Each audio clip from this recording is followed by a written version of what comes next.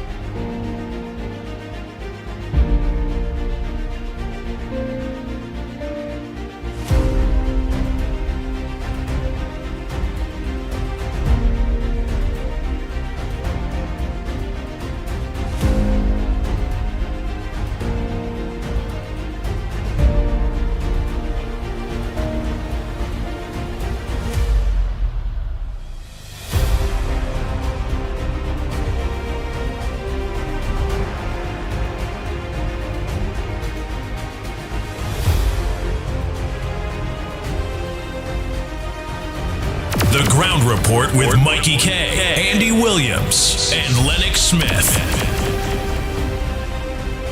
Bang, bang, bang, bang, bang, bang, bang, bang, bang.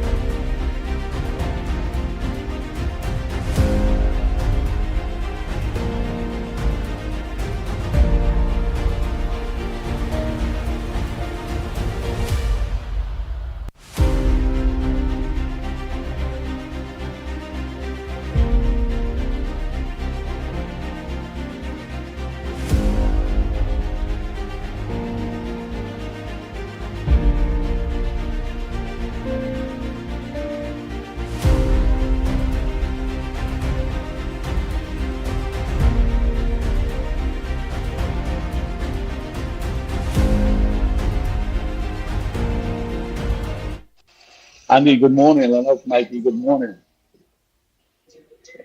Andy, I was watching Wall Street last night, and I saw KFC trying to correct the wrong. What is that right? He's trying hard. He's a good guy, but he needs to keep his mouth shut because he talks a little too much, you know. But when he talks, not good things come out. But anyhow, Andy, if you recall, there was a guy who called your station one time and said, never watch CNN, Fox, I mean, MSNBC, ABC, NBC. Do not watch those channels. Watch Fox channel. And let me correct you. You see that guy, he have no sense and he's a foolish fellow. He need to educate himself because he is one foolish guy calling his your station and tell you what to watch. Andy, let me tell you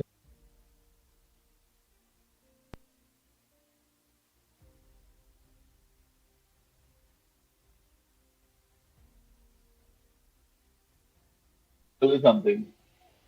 Everything that goes wrong in Trinidad is being blame Kamla. 9 years in forward, they blame Kamla. Everything is Kamla. Over here, the same thing. Everything in the opposition, night. And the unemployment in America went up. And this idiot from Fox Station telling you that the people that ship illegal is what caused the unemployment to go up. And the illegal people and who they ship back to the countries do not file for unemployment. Unemployment is calculated the amount of people that file for unemployment. That's why we know how unemployment is in this country. But a Fox reporter who is a national TV telling you is because they ship illegal people. You see, people who kisses Donald, like the guy up on the other side who prays and kisses, they are foolish people and they're not educated enough to understand. A man telling you that's how the unemployment rate went up. And we real trouble in America, I'm telling you. We're in real trouble in America.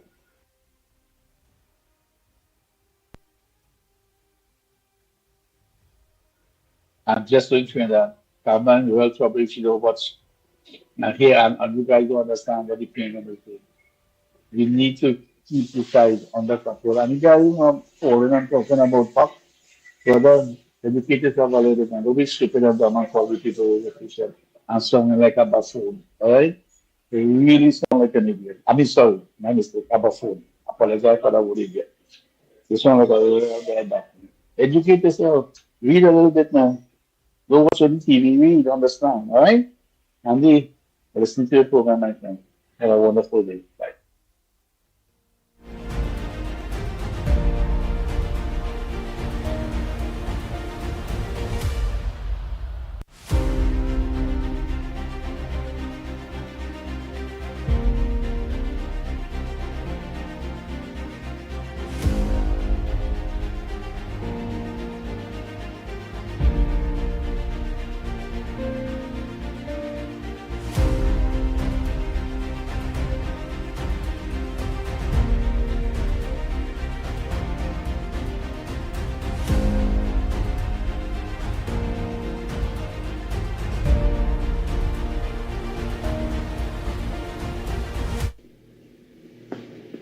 Hello, Andy. Listen to this wicked Juliet. Davy laughing and making fun of you and supporters of the UNC. Doesn't she owe Dr. Mooneylau $500,000? Why don't she shut up and pay him his money? Want to see the UNC do better for people like KFC and Joy and Anderson, Lennox Smith and Pitbull. You will see that.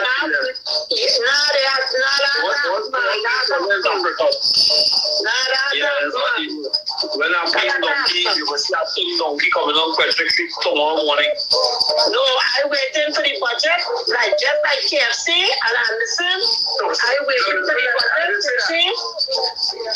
What about Mickie and Andy Williams? Mickie is on a board.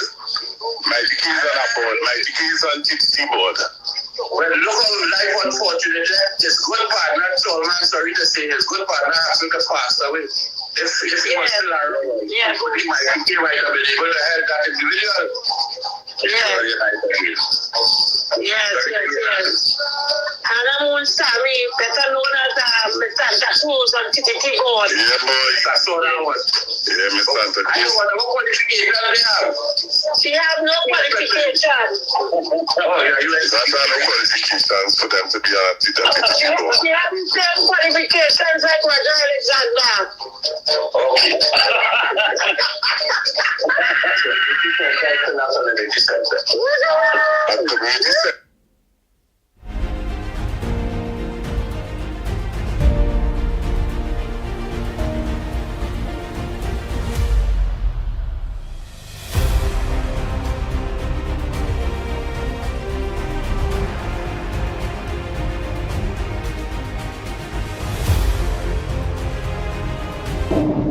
Hey, morning, Nani. Morning, Nani.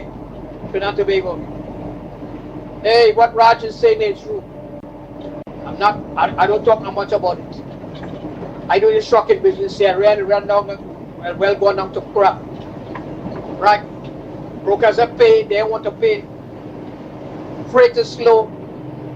Everything got the crap, man. Just surviving. Just surviving the grace of God. 3 left lane. Right? So what Raj is saying is true. I'm telling you, I out here all the time, man. I out here in the trucking business. We the backbone of the country here. We deliver food, we do all kind of stuff. And we know what's going on. Right? Everything gone expensive, everything gone doubly priced. When them truck stuff in them grocery, everything gone up. Everything gone up, my friend. I'm telling you what Raj said is true. But don't listen to anybody. They don't want to know the truth, what this man is doing. I ain't calling it. 65. You know what I mean? This country going to crap. Right? We are going to have deep recession just now. Deep recession. You know, if it keep up with this. Alright? I'm telling you, man. I'm telling you what's going on. Anybody else say? Let me say what they want to say. I know what I know.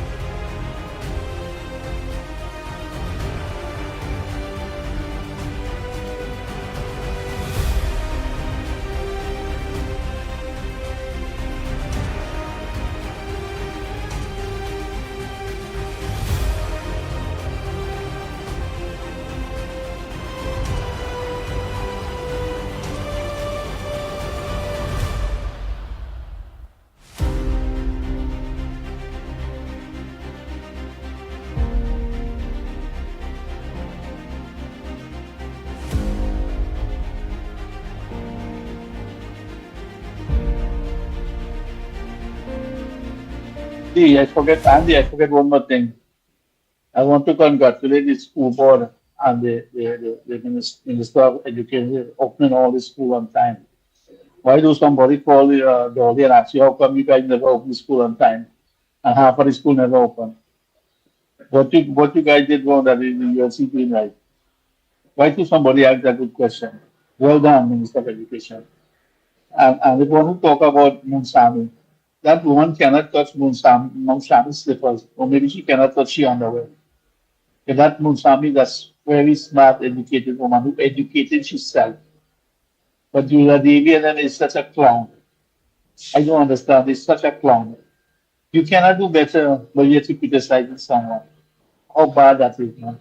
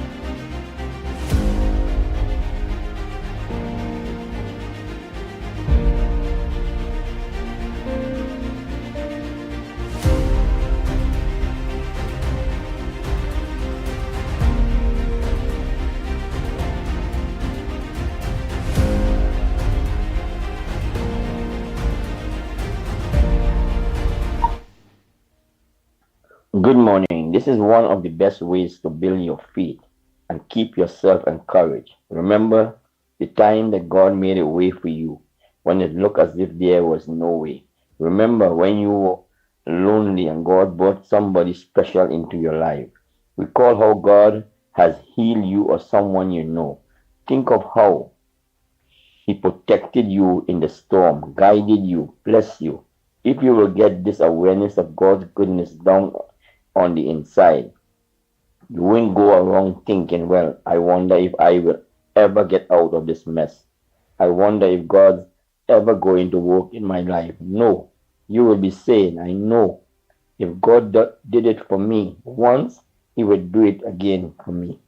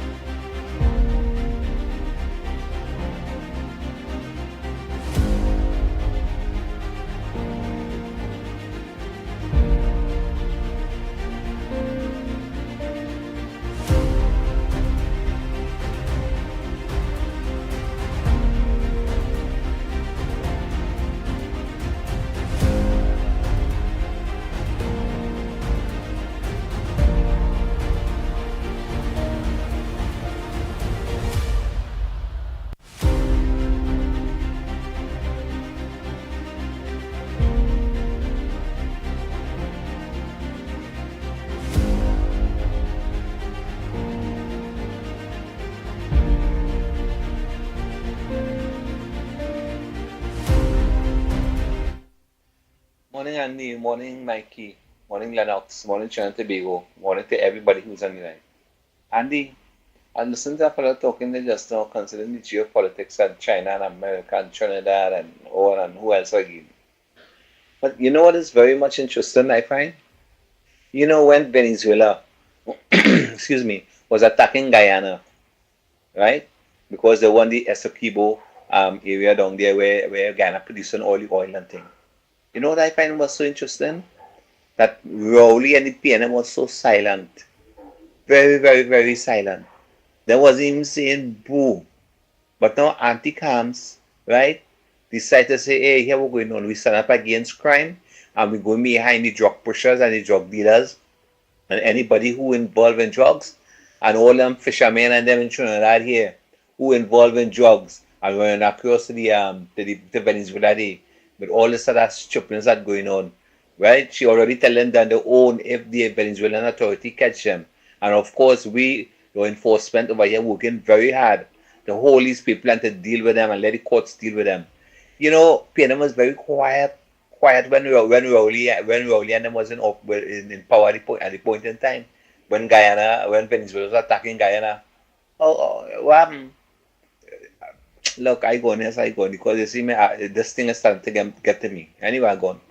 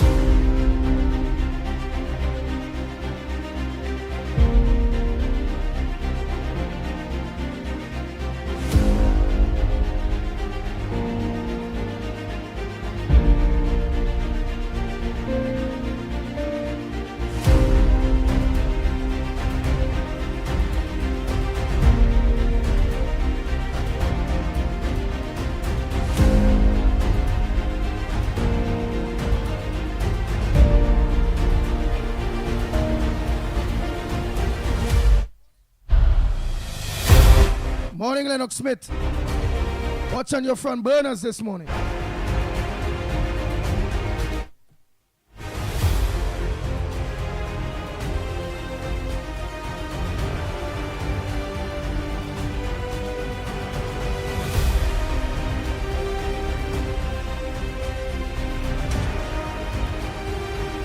Unmute your phone, unmute. That's why you need the headphones so you will hear yourself. So long as you're hearing yourself, you know well you're good to go. I was speaking to someone on the phone, Andy, so I couldn't here, man. Yeah, otherwise you would have heard what is going on. Yes, but a pleasant good morning to all and sundry, East, West, North, South, Central. Pleasant good morning, of course, to all of the diaspora, I should say, as well, of course, and our friends in Tobago. And as I said, wherever you are in the world, what time of the day it is, President, good day to you. Yes, this is the Wednesday already, yes, edition. So we didn't have a short week, but days just fly these days. And some say the days will be shortened according to the biblical story as to when Armageddon will arrive. But that being as it may, we are in the land of the living at this point in time, and we have, of course, a duty to perform, and we will perform it with zest, vigor, and determination, and with a high degree of intelligence. That being as it may, Red Cross trained Spanish-speaking migrants in emergency response. So again, the migrants are in the news. Of course, the Prime Minister has made it very clear that about 200 prisoners in our prisons from Venezuela will be summarily deported back to that country. Of course, she has also said, out of an abundance of caution, and just in case people, for one reason or another, particularly, of course, the 12 plus 1 gang that seem to be always in a state of misinformation, disinformation, innuendos, to, of course, try to regain some kind of political currency, a currency that has, of course, gone to zero or below zero, minus zero. She did say on the campaign trail that persons who run afoul of the law and from other countries, of course, Venezuela was mentioned, that they will be summarily deported. Well, of course, she has lived up to another promise that was made on the campaign trail. However, persons who have not made themselves known to the police in a negative way, certainly they will not be, of course, interfered with. And of course, they must also prove that they can sustain or maintain themselves. Because, I mean, if you can't maintain yourself, but you have to eat as a human being, you have to drink, you have to wear clothes, you have to live somewhere, it means that therefore some other activity may be taking place that may be untoward and contrary to the laws of Trinidad and Tobago. And therefore, I suspect that some degree of investigation will take place to know how that person is sustaining themselves. And then, of course, I suppose the authorities will take the appropriate decision in that regard. PM, parents must raise children responsibly. Well, that has been echoed. That is echoed as well by the Commissioner of Police, who is indicating in no uncertain terms that parents must take on responsibility. One of the packages I want to say in this regard that we have proposed, talking about love here, Love Until Outreach for Vertical Enrichment, of which I'm the political leader and part of the coalition of interest, is what is called parental responsibility legislation. I think that is, in my view, personally and otherwise, is a superior approach to treating with the whole question of potentially and real delinquent youths, violence in school, bullying, etc., by giving the parents some kind of what I consider to be whilst it may be criminal, but at the same time, it is not oppressive and onerous, so that they, at minimum, if the child commits a crime that one will consider to be, if an adult had done it, they would have been taken, they will have taken certain position. But because it's a minor below the age of 18, a different approach, a softer approach will be taken according to law. And if the child does something like that, the parents at least must attend court. That is fundamentally our proposal. Attend court. So that will create some what I consider to be inconvenience, first and foremost. And in such circumstance, one expects that parents will then generate greater focus and greater responsibility for their children, and I'm sure that the entire probably community may be looking at each other or looking out for each other. It may engender that as well. So you become your brother's keeper because there is this piece of legislation that exists. I'm talking here in the context of a proposal where if your child is found having, of course, been bullied, they cut someone, they were violent, they stole something, the parent must find themselves in court. And of course, there will be some criminal sanction if that is not the case. I think I have seen it operating in places like California and Miami and Hawaii as well, but not as soft as we are proposing. In California, for example, the parent will be held vicariously responsible, and in particular Hawaii, where if the child commits a crime that if an adult would have committed it, a certain type of action would have been executed according to the criminal law.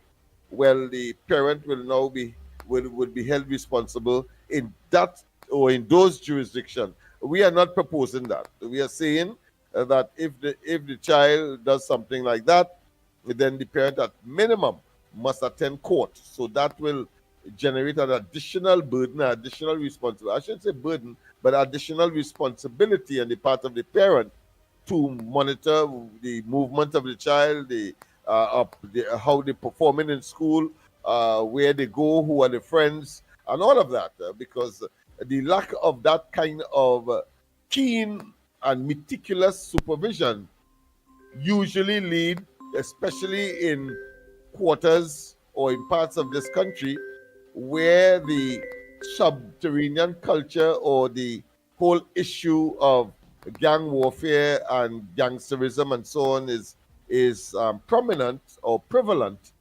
You want to make certain that such parents take on the responsibility more assiduously, so that prevention of their children going into a life of crime and criminality and being attracted by gangs could be minimized further, and therefore impact on the crime situation in Trinidad and Tobago. So parents, of course, the PM is saying must raise children responsibly, and that came to my mind as part of our 1,000-page document that was submitted to the Prime Minister. Was submitted to the now Prime Minister, but she was opposition leader when we entered the arrangement with the UNC as far as the coalition of interest is concerned. The other issue that is on the cards as well, as far as news is concerned, PM 200 jailed Venezuelans to be deported. I mentioned that earlier. But I think the most, I wouldn't say outrageous, but certainly the most sensational one is that the Colombian president demands Trinidad and Tobago search for those killed in U.S. strike. Of course, we have stories that at least one body, and I understand there's another one washed up on the shores, I think in Toko, and therefore the assumption is that because of the state of the bodies, that it might have been as a consequence of that United States strike. We don't know if it's a drone strike, or we don't know if it's a helicopter strike, or indeed some other aircraft. What we know for sure is that it was a strike from above, because of course the video will have shown the camera facing downwards inside of the boat before, of course, it was decimated by that strike or that missile or whatever explosive that was used to destroy it, and of course to kill 11 persons, as well as, according to the reports of the coming out of the United States, persons who were drug traffickers and belonging to a particular drug cartel. So the Colombian president has demanded that Trinidad and Tobago search for those killed in U.S. strike. What do you think the Prime Minister's response would have been? Well, all right. Let me have you hold your breath, because by now you would know that it would have been one that would have been very firm and very much in the interest of Trinidad and Tobago. Well, she did respond by saying that Trinidad and Tobago's resources, limited as it is, that part of it is my interpretation. But she did say Trinidad and Tobago's resources will not be utilized in the search for any narcotic or any person who may have been the victim of that strike that the Americans said was striking at drug cartel, and the persons who were inside of the vessel perished as a consequence of being part and parcel of that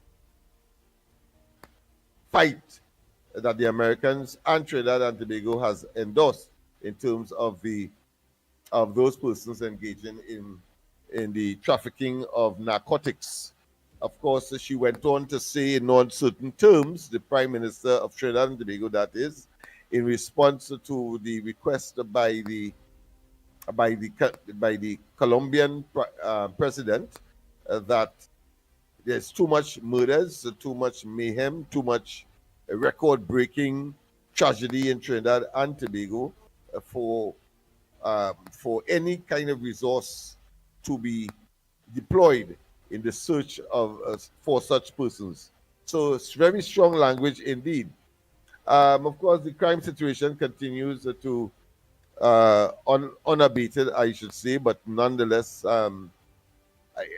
since the 28th of April has been reduced by something like 22% in terms of murders, but certainly one murder is too much, and therefore there is a situation where the Dabadi man gunned down at home. So we have that development taking place, and that only happened yesterday. TNT Chamber meets Minister of Homeland Security on crime security.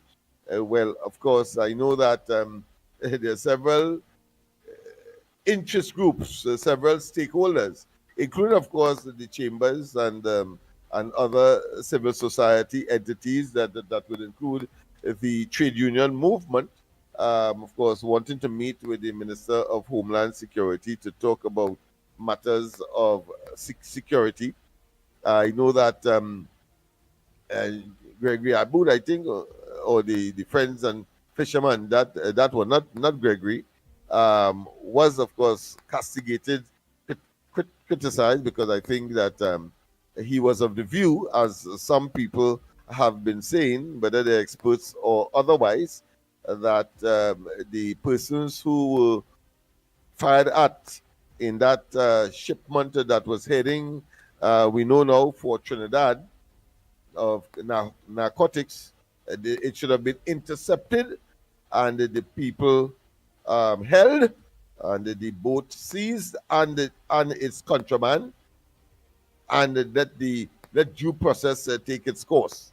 Of course, the Americans are not of that view, and the position of Trinidad and Tobago is that that was a bold and good move by the Americans in the interest of Trinidad, since Trinidad and Tobago doesn't have to deploy any resource in order to make those things happen, and at the same time relieving us of some of the burden associated with the drug trade.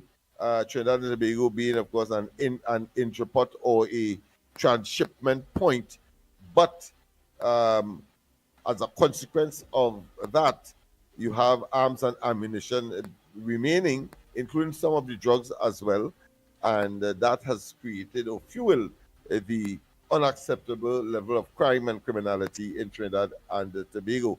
So the Prime Minister has no mercy for such individuals who have such, what should I say, a sympathy for the rule of law, if you want to call it that, and the need to, of course, have due process take place, particularly, as they say, if it had occurred in international waters. We know now that it occurred in Trinidad and Tobago's waters, but of course the question is whether or not Trinidad and Tobago gave authority. All those questions will be brought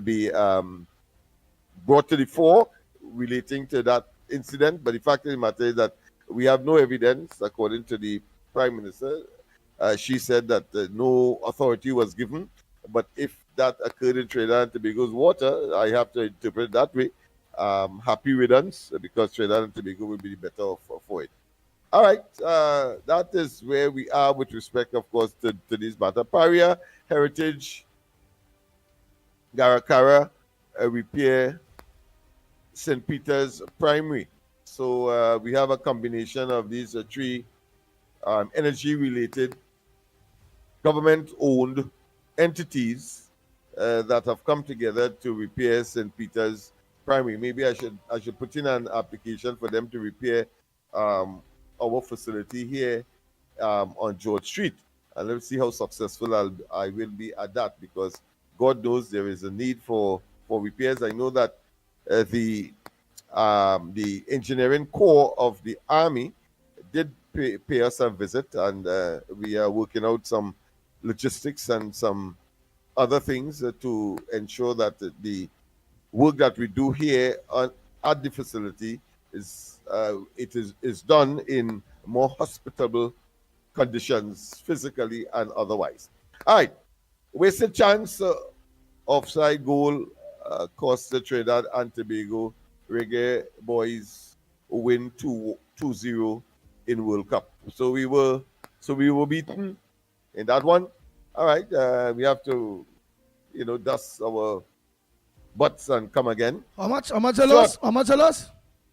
2-1, I think, and there was a offside goal scored by Trinidad.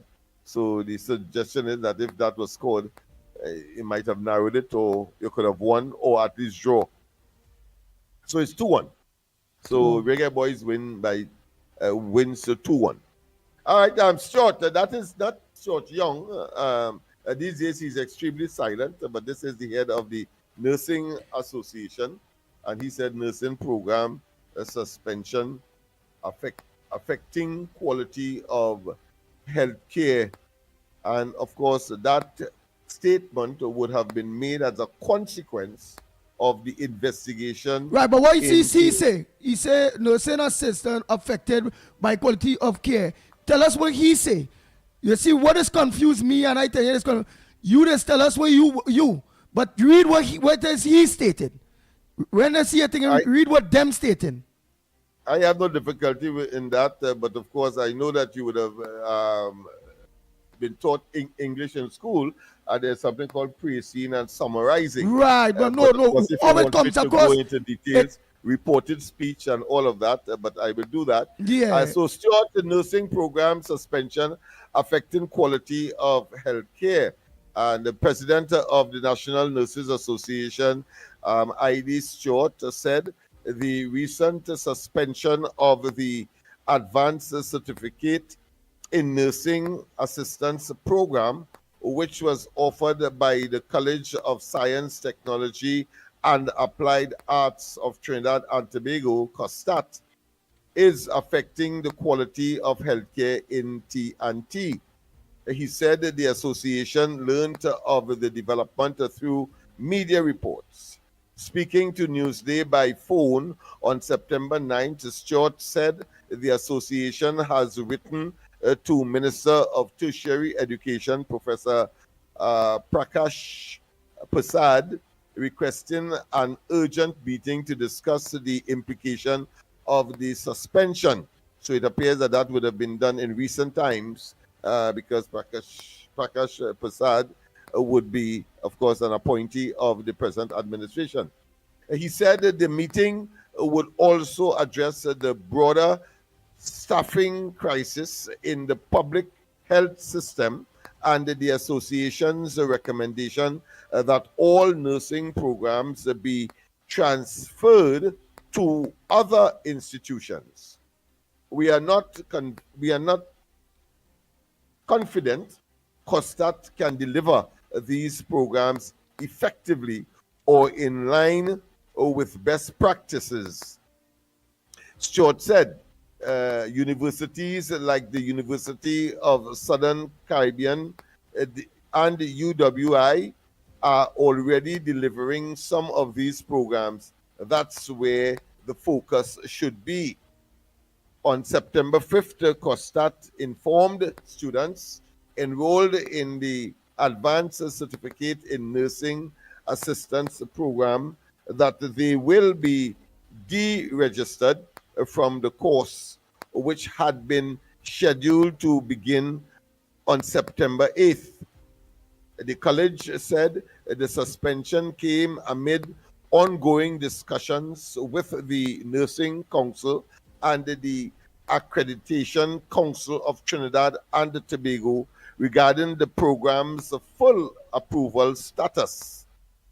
Stewart said the current impasse has its roots in a similar situation involving the Ministry of Education's Nursing Division, which previously offered a nursing assistant program directly. He said in 2023, the program was shut down following a successful legal challenge brought by the Nurses Association. The court, quoting him now, the courts found the ministry was operating an unregistered, unaccredited school, as essentially an illegal program. After that ruling, the program was handed over to COSTAT to run, but they too attempted to deliver the course without proper registration or approval. So we see where that is where that is going and where that has gone. Stewart said COSTAT received accreditation for the program from ACTT. That means ACTT, the Accreditation Council, I suppose, of Trinidad and Tobago, in November 2024, after submitting the proposal in February for that year. However, the Nursing Council, the primary regulatory body for nursing education, has not yet given final approval. That is the information coming to us. The Nursing Council has not completed their evaluation and has not issued final approval. I believe even the president of the council has confirmed this. Stewart added, despite the association's role in safeguarding the interests of nursing professionals, it was neither invited to nor involved in the closed-door meeting between COSTAT, the Nursing Council, and the ACTT on September 8th. So quite a number of developments are taking place there. I'm being disturbed by this call. Let me just interrupt it there. He said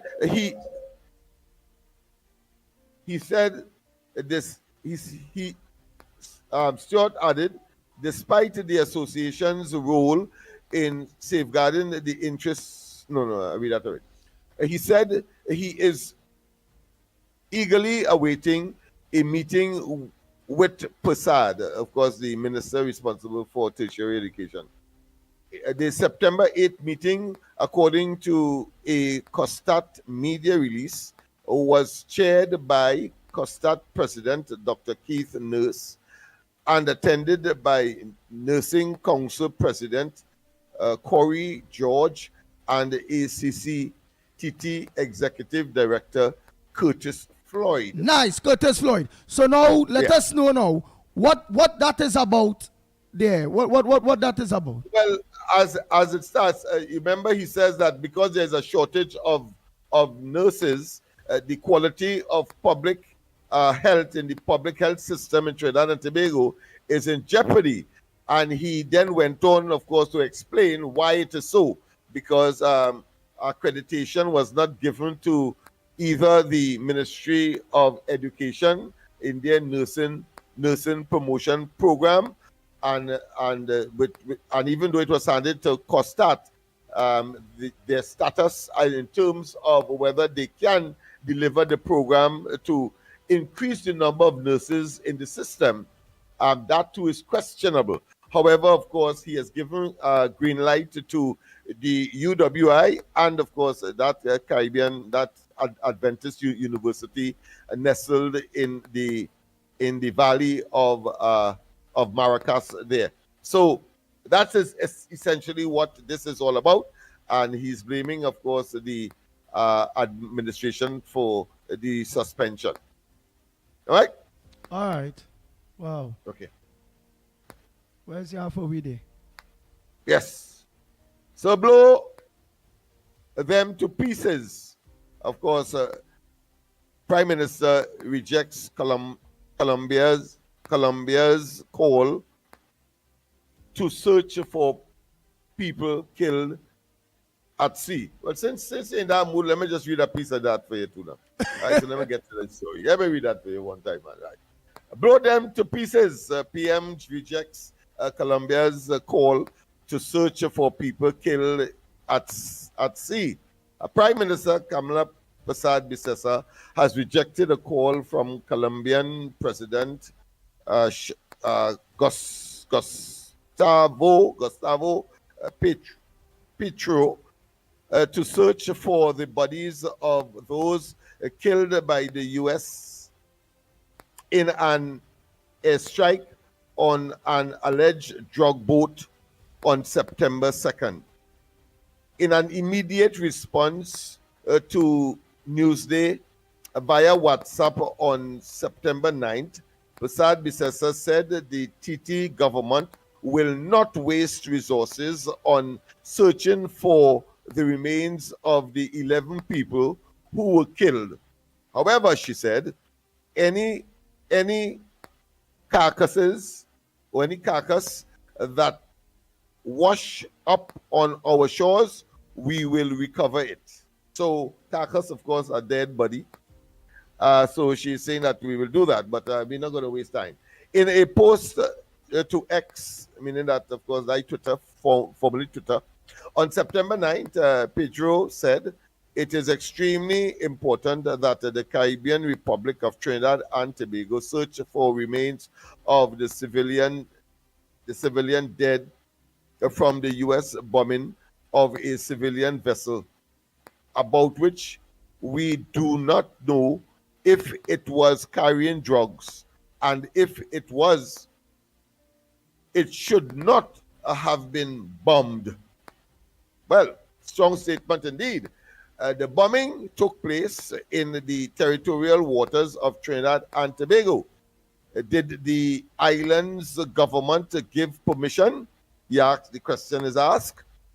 Life comes first, always and everywhere. According to the president of Colombia, his appeal came days after two bodies washed ashore on Trinidad's northeastern coastline over the weekend. So it's two bodies. So this article is confirming it's two bodies and not one. The first was found on September 5th. So what bodies is that? And that bodies what blow up? The blow up bodies come to shore. That is the assumption. Yes, that. But who said that? Who said two bodies come to shore and giving them dates? Well, he said it in his appeal to Trinidad and Tobago's right. government. Who said it? Then the author of this article as well. Yeah. Who said it? The author of the article, all right, we don't know the author of the article. But who in Venezuela said it? Who said it? Who said that in the article? In Venezuela? No, not Venezuela, the Colombian. Right, so the Colombian ambassador to Trinidad and Tobago? No, the Colombian president in a communication to the Trinidad and Tobago government is asking for them to retrieve the bodies, and of course he made an altruistic appeal, meaning that a humanitarian appeal that if it was bombed in Trinidad and Tobago's waters, was Trinidad and Tobago's government, was it done by with Trinidad and Tobago's government's approval? Oh, that is a serious one day. And Kamala and saying that one. If she approve or not, that she's not going to look for anybody. But of course, if it comes up, if those carcasses come, well then it will be retrieved. But she's not going to spend any time, because that was his original request. Wow. To have assets. This thing starting for these individuals. Remember, it's 11 of them. Right, but this thing starting to sound like, and all right, and he, Colombian president, is saying that two bodies came on what days and where? Where he said two bodies showed up. Well, we know from the local news, because it was around up to yesterday, Toko. I am not certain where the other one showed up, but according to this article, it appears to be two. But what the Prime Minister said subsequently, I think, is important as well. Listen to this. Prasad Bisesa took umbrage, so she feels that probably he's out of place, because Colombia umbrage means umbrage with Pedro's statement saying our Coast Guard resources will be utilized for the protection of our borders, not to look for dead drug traffickers. I mean, you can't God! Pellucid than this woman singing like a real badger now, boy, Lennox boy. Yeah, boy, I'm telling you, boy. Margaret Thatcher. Yeah, boy. So like Margaret Thatcher, you know, reminiscent of Margaret Thatcher. Yeah, and Eugenia Charles cool. From Dominica. Remember when everybody else, including Trinidad, was backing out from invading Grenada? She was right up in front. Well, of course, she's talking like her, as well as, of course, Margaret Thatcher from Great Britain. But you ain't find how she sung in there. You know, well, not she. Let me say, you ain't find out the Honorable Prime Minister of the Republic of Trinidad and Tobago, Kamala Prasad Bisesa, that you ain't find it kind of frightening, especially them big countries and Venezuela, them hearing this little woman with this kind of big talk, like we are some kind of guns and like.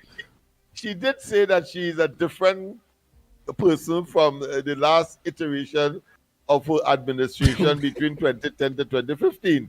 I suppose what we are hearing and seeing and unfolding before our very eyes is a manifestation thereof.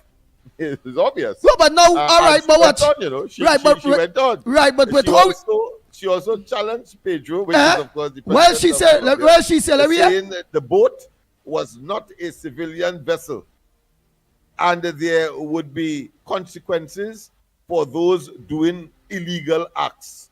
So, in other words, just in case it's to shoot down the argument. Sorry for the pun on shoot, but I mean that seems to be appropriate at this point. But just in case you're saying that it was shot in Trinidad and Tobago's waters, but I want to tell you that it was illegal.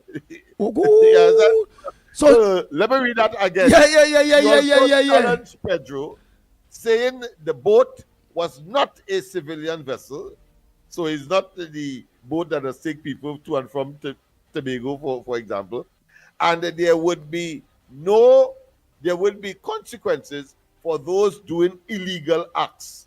So it wasn't a civilian vessel, one, and there are consequences for those who are engaged in illegal acts, meaning that they are engaged in contraband, drugs, and other items of that nature.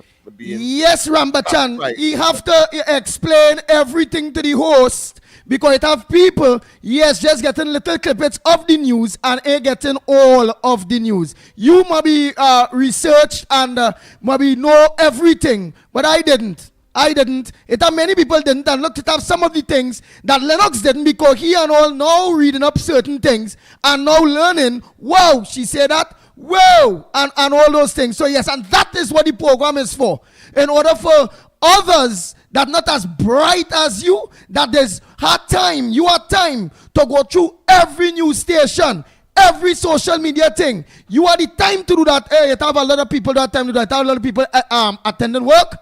From work, that organize and attend to the children home, go home, cook, clean, wash, organize, still pick up the children who are in their school work and thing. You might be a big shot, you are the time. Or you are somebody doing your work for you. So you are the time. So we program, we have always, we program now is to make sure that the people that they're not the time like you, like all now, right, they're just organizing themselves to go to work, they're listening to the program, while on the way to work, they're listening and thing, right, the home, right. So while they're doing that now, them now getting the information from us.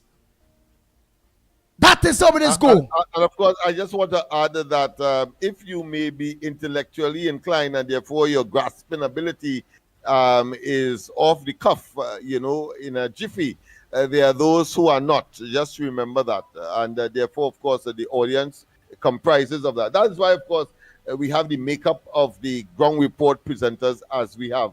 It was deliberate because we did our research and we understand that. So I just want to make that point. But what she has to say again, I think, is very interesting. Nice. What does she have to say? The drugs on that boat brings death to persons here, destroys families and careers. Yes. Our Prime Minister is making it very emphatic, a very emphatic statement, lucid and unambiguous, yes. So let me just start it over as a short paragraph. The drugs on that boat brings death to persons here, destroys families and careers and fractures our society. Those drugs bring more death and despair than controversial weapons. Not controversial, but conventional weapons, meaning that guns and so on. We are in a war against drugs and trafficking. So, I mean, you can't want it even more deliberate than that from, of course, one prime minister, one leader of one country to another leader who has expressed a particular concern. And she continues, there will be consequences. I much prefer seeing drugs and gun traffickers blown to pieces than seeing hundreds of our citizens murdered each year because of drug-fueled gang violence. Oh my goodness. That is a hell of a statement, boy. And here why I asked all of that. Right? Because remember, our program is a very interesting program. Because remember, the Colombian president now get involved asking. And you watch, she was very strong, iron woman for Maduro. She's answering back very, very, very smart to the Colombian president. She is showing that she's standing totally on the side of the Americans. So I asked all of that and wanted you to be able to describe everything because so we will have an understanding how Venezuela president is taking that statement now to the president of Colombia, and how the Colombian president will be taking that statement and all from the prime minister of Trinidad and Tobago, and to ask, you ain't find that, or do you believe that they will now watch Trinidad and Tobago? Yes, we have American protection, but you ain't find the aggression towards us will end up more than what it reached now. But what have we in a safe net is we have the backings of America. And let me say today or tomorrow, America is to back off. Go to the top of the class, man. Go to the top of the class. That's the only reason why she would have, of course, made such bold and what I consider to be positively, but very firm statement. And at the same time, in addition to the fact that she knows that the Americans will come to our rescue, if any untoward thing would anger those elements, whether it be Colombians, whether of course it be the Venezuelans, is the fact that she is consistent. She started in that position and she continues in these intervening while of course is an unfolding, meandering story. But more importantly, she has always sought Trinidad and Tobago's interests in all of this. That is what I think is standing out very, very significantly, as opposed, because we can make a comparison now, as opposed to Rowley, who of course never criticized Maduro, never acknowledged that he was engaged not only in diabolical rule in Venezuela, autocratic rule in Venezuela, but the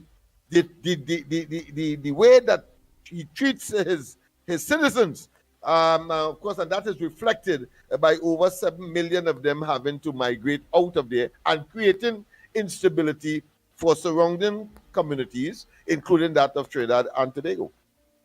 So she's consistent. Oh, so all of that is like I get frightened now because I know we have a regiment and we have an army. And, you know, obviously I already know that she's getting on bad so because she assured of the American protection.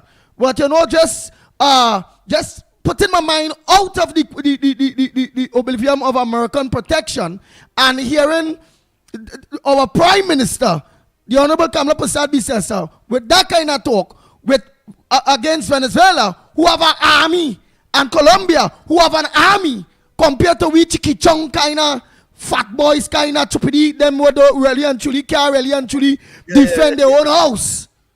Yes, sir. So that's how I was watching it. There's a quiver compared to what Venezuela has, both assets and of course and the human resource. I mean, it's chalk and cheese. Yeah. Chalk and cheese.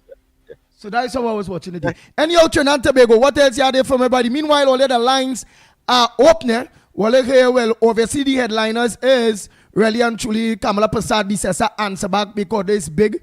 We're talking about the geopolitics involved now, whereby Colombia president is asking the government of Trinidad and Tobago if they could organize a humanitarian suggestion to her. Could you go and locate the bodies and them and that kind of bacchanal thing there? And Kamala is saying, oh, that is not civilian boat, you know. And me going and locate no bodies for that. If it was ashore, that's a different ball game. But my boat and them, my Coast Guard boat and them is just to protect the borders from people coming in, not to go and locate no bodies of narco terrorists. A short statement made by the police commissioner to confirm or deny the presence of those bodies, but he said that police commissioner Alistair said that on September 8th that it had not yet been determined if the bodies were the alleged drug traffickers, but it was being looked into. Right, but then remember Lennox Smith, they must have an idea of the composition of those bodies, because that kind of bomb I see in there, I can't see no whole body coming up. Let me be real. I lay both so direct hit with a bomb. What bodies you seen going on and float from out there, come in there, so that to me that in pieces. So I don't think that is the body of them drug boy and them. Nah. Of the 11. A whole body, a whole body coming. No. But a lot of forensic work will have to be done, and they will have to get evidence if they're really serious about identifying the bodies. They have to get forensic evidence, DNA, etc., from Venezuela and all of that. So that's a complicated matter. I not seen that reaching anywhere. If indeed, because they are saying that the condition of the body, the bruises and the apparent burns suggest that it might well be as a result of that particular incident that took place in our waters. Yeah. Nice. So trying to go, the lines are open. The lines are open. Man, you know how long I trying to get into my Gmail from on a computer itself and not on my phone, and I ain't getting through at all. Go ahead, caller. Pleasant good morning to you. Where are you calling from? What's your contribution on the Gong Report this morning? Pleasant good morning, Trinidad and Tobago, Andy and Uncle Lennox. Yes. Yeah. This morning, again, I called Mr. Lennox last night with regards to the police response to emergency calls. That issue what happened with the pilot, and it happened before with a WPC in St. Joseph. I think this needs action transparently, urgently. This carry me no week or no 2 weeks, I think. I called on the commissioner of police this morning that if he cannot do the right thing, because Uncle Lennox has sent a video for a while ago with the incident what happened in St. Joseph with the commissioner of police that come out and apologize on behalf of the service. Right? Yes. And in this case here now, the commissioner had something different to say when it happened again. And I think this we had to take him to task for this, because here we're going on. This is a serious thing. Again, we just can't receive 60-something brand new vehicles. Are you telling me an emergency call make, right? That some men adopt a man and have him in a certain area, right? The 999 transfer the call to a certain station in the Port of Spain division. And them men was allowed to keep that man up there and remove the vehicle 12 hours after the time when the command center would have transferred that information to the nearest station. And them men had chance 12 hours after to remove the man vehicle from that particular area there and carry deep south Trinidad. Not because they get the pilot. They get the pilot because of a certain vigilante when he had the information and when he said that highlighted, so they continue with it. This warrant an immediate investigation and disciplinary action. And calling, I don't know if all they can get some attorney to come on the program and to guide law-abiding citizens who get rough treatment from police, where they get advice citizens, because I know to deal with them in the sense that if they're doing things out of the police standing order, I would just comply and then complain after. I will take legal proceedings against them after. But not everybody going through that. And the police complaint authority, something needs to be done with that institution, because you can't tell me all they have all these resources, all they're doing, putting in all these hours, doing an investigation concerning any matter. And when they conclude the investigation where there's wrongdoing by the police, the police commissioner can't give them no directives to do anything. Or the report can't do nothing by the DPP office. So when he sent out this institution functioning for it serves no purpose. Right? And this thing what happened here, together with the incident what transpired in St. Joseph. Let me show you something, if I can remember this. Some police leave St. Joseph Station, pass the whole of Central Division, end up in the Southern Division, in the furthest point in the Southwestern Peninsula, which is the Carcass, and kill a man. End up on video, all kind of thing. Residents make the police them take off their masks, all kind of thing. And nothing never come out of that. So you have a vehicle from a certain district, right? And leave that division and pass that next division, end up in that next division. Boy, watch what let me tell you something. You see all what's going on around in Venezuela, I think all Venezuela good in it. But you see what's going on inside of here? You see what's going on inside of here? Boy, watch for that. You see, if all know the tone, that incident with that phone call from the people in Cascade with that man that kidnapped there, that's sending a real negative message across it. That's showing that the criminals and them can take more chance now. All you understand what's going on with this thing. Uncle Lennox, see if you want the Honorable Prime Minister unless she dig deep into this. This can't continue because we are the stakeholders, right? The citizens and the law-abiding citizens are the stakeholders, right? We can't take this on the police. You see Mr. Guevara with that statement he making in the interview, that total disrespect. That total disrespect. So let somebody else make the contribution this morning. Right now, I see us listening. I look on listening. Very angry young man. Of course. Go ahead, caller. Next caller. Go ahead. Good morning. Go ahead, caller. Caller. Boy, your phone taking so long to come communicate. Right, go ahead. Oh boy, caller. Go ahead, caller. Morning.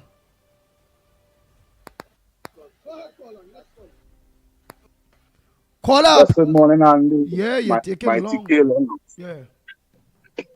Blessed morning. I want to just touch on two matters quickly, if you all permit me. Firstly, I fully support and endorse our Prime Minister. At the end of the day, Venezuela been bringing all kind of stuff to Trinidad, the people coming, whatnot. We are nothing against personality, but at the end of the day, that free reign, it had to done. And if you notice with our strike, they say Venezuela fly some little 2x4 plane over the US warships. But Venezuela know they don't want that kind of heat. At the end of the day, them destroyers and them the front end. They don't have to go close to Venezuela to do nothing. So Maduro and them, they don't want that bacchanal. And you have to be real, we have to support the Prime Minister. At the end of the day, the Venice come, the gruesome killing it going up real dread, and let me be real, let me watch the amount of heads getting cut off, people knee missing, they finding people in bar and all this kind of thing. Why is all of them not on that? It had them who on that bringing that drug trade energy here, right? So this is my humble view. I fully support the Prime Minister. We have to take our stand. We have to do something. You understand? We have to stand up. Become a Duran them as bully. You know the people in talking about the videos where the Justice Minister and them taking and the same Trinidad as them own and they coming back to take Trinidad and all this kind of thing. People mustn't be one side and we must not show to memory at the end of the day. At the end of the day, I stand with my Prime Minister. Venezuela and them have to take their time before they try to bully Guyana the other day. You have to stand up to bullies, you know. Diplomacy do work with some people. It just do work. So my next point is this. Now, the Port of Spain Corporation Transport Division is real madness going on down there. There's a new manager there for a while. The place running to the ground. It's alleged they are doing we want, they want to shut it down because he has some interest in Songforge. But it's the first place in the world I see a tenant that want to move on landlord. So there's a lot of madness going on in the corporation whereby they have workers working on Saturday and Sunday for one day pay and all these kind of things. When they ask him, he saying he don't know, the manager doing what he wants. So we asked Mr. Amin for a meeting in the transport division. Right, because what going on is they're not maintaining the trucks on them parking up, and the so-called friendly contractors coming in and doing the workers' work.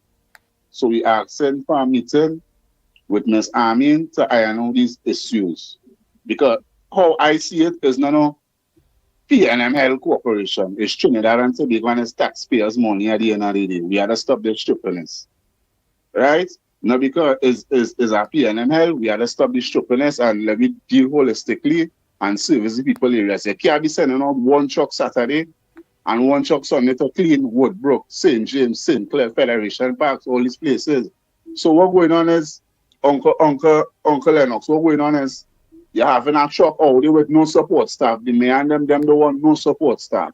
So drivers going out, it have no mechanics on standby, no tire men on standby, no men to wash the trucks when the trucks come in. There's madness. So the trucks and them alone is a hazard because the trucks moving dirty right through. You understand? So we need Ms. Amin to come in and let me set this thing straight. We have no faith in the union. Right now, somehow we wish we could go on a different union because that union president, clearly, he playing real games. He quiet all the time and workers going through real dread of pressure. So we don't want to part of him. So right now, some of us do a petition. If we could get to go on that different union, it would be real nice. So that president clearly, you don't see he colors red. He paint the union office red. And we not on that. It are some of us workers who level-minded. We want betterment for the country, for the children, and for everybody. We not in the red thing. So we don't know how he align himself. You understand? We see how he align himself, and we know that with our president right now. The workers going That's through too much. Trade union? Yes, sir. Yes. All right. Yeah, amalgamated workers union. Yeah. We would have had our suspicions and our comments about. Yeah, when they run quick and took the 4%. Yeah. That is PNM. That is a PNM union. Yeah. Yes, and they standing, and right now we getting real oppressed and they saying nothing. They staying quiet. Imagine workers working Saturday for one day pay when they're supposed to get a double. They're shutting down the whole place. Right? It is alleged, I telling you, it is alleged. Next door, which is Songforge, the mayor has interest there. So the whole thing is them finding corporation is an eyesore to them. Yeah. Wow. To provide a member of the team with a handsome contract. A building contract. Yeah. Exactly. Rental, yes. So because if you look right now, if you watch the condition of Songforge, how it's nice and pretty, and they pitch the car park and watch the corporation here, the corporation in a mess, so they naturally let the corporation go down. You understand? The corporation here in a mess. So at the end of the day, this is my two humble contributions. I support my Prime Minister full 100, right? Because she bringing back the place and the crime really dropping. But at the end of the day, we need some help from that union. That union ain't doing nothing and the workers getting relics, especially in transport division. Have a blessed day, gentlemen. Before you go. Simple, my friend. What time the union office is open? We go make a call to the union complaining about what it is they're not fighting for you all. You there, caller? Or you done gone?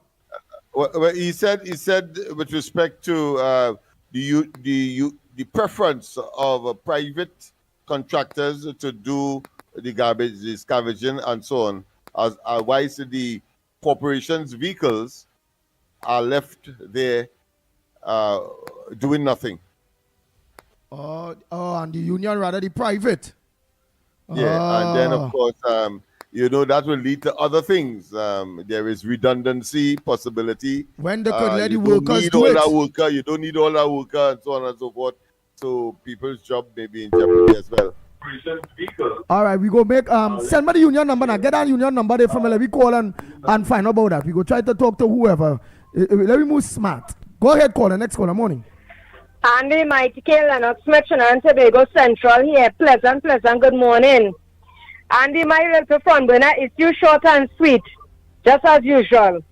You see, kudos to that caller who called in a short while ago, before this one was just left.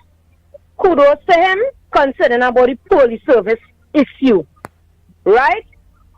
We asking our ministers, our commissioner of police, and whoever in authorities, our present government, to please look into the situation with the police and them.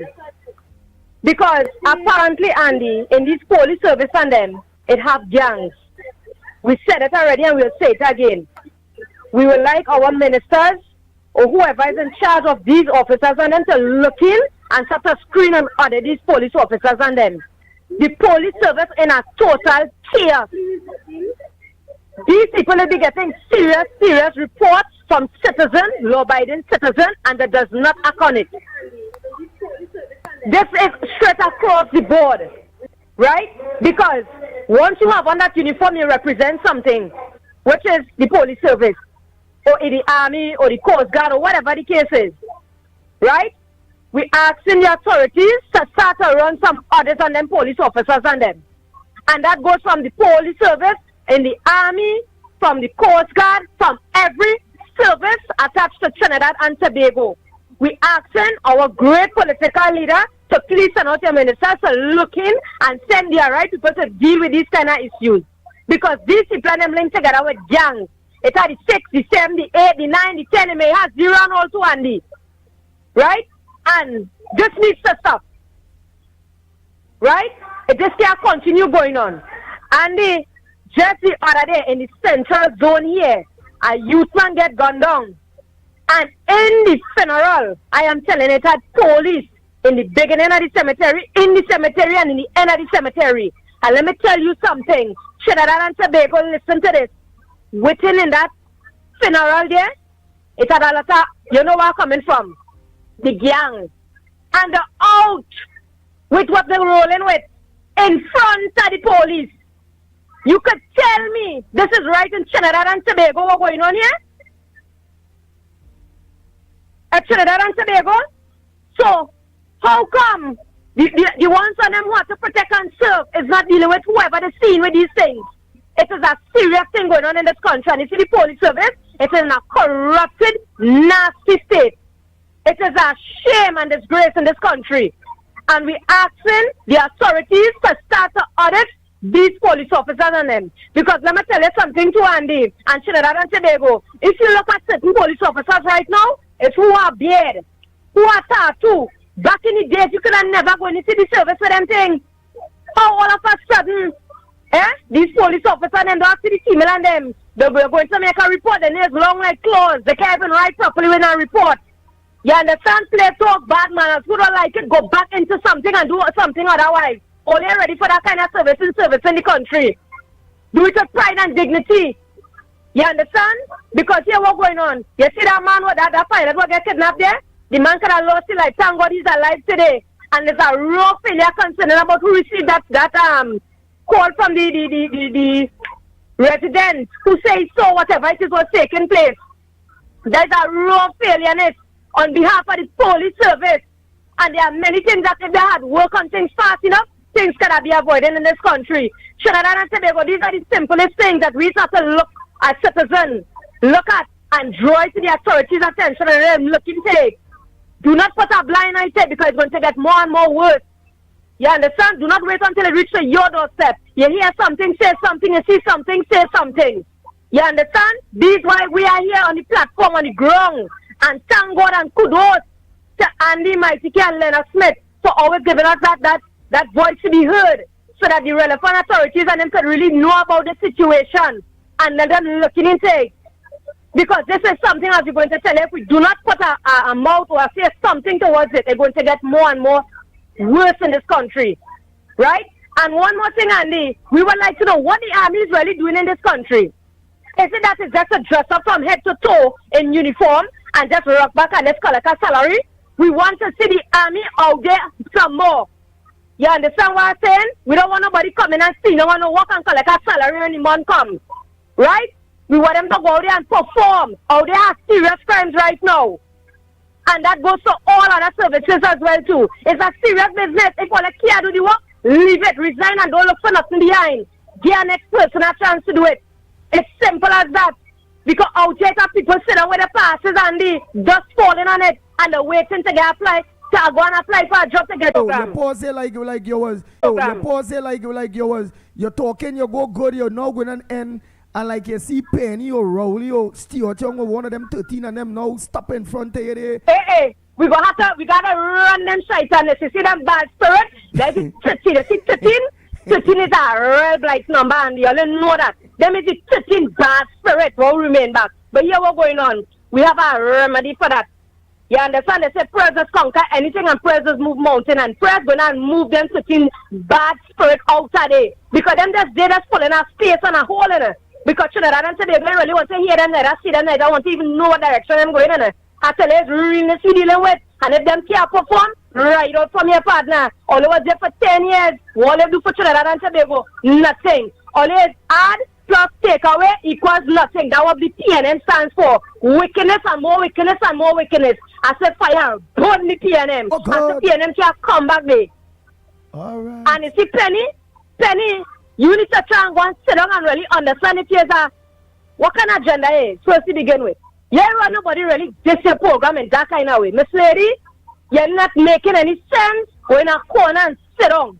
Only better let's keep some kind of classes after school and train, or they sell for some kind of thing, boy, because all they making no sense at all. You just all over the place that's going and making a certain noise. Sit down and watch performance by a real political leader, please, now, ma'am. You ain't making any sense at all. Enough is enough at all here. I say all they done gone, waiting to be buried and finished up, rotten and forgotten. In this island called Trinidad and Tobago, this island too blessed to have blind people like them. So I say PNM nothing, and we always will roll with anti-cam in performance and goodness to restore back. Unity is the code, left and listen, Andy, and it's that. Oh boy, and it's that. Next caller, pleasant good morning to you. Yeah, pleasant good morning again, Andy. I had called just now with the arm workers, it's you. Yes, right. So what did yes, so yes. Lennox corrected what he said there. He said that the union choosing private contractors to do garbage collection. No.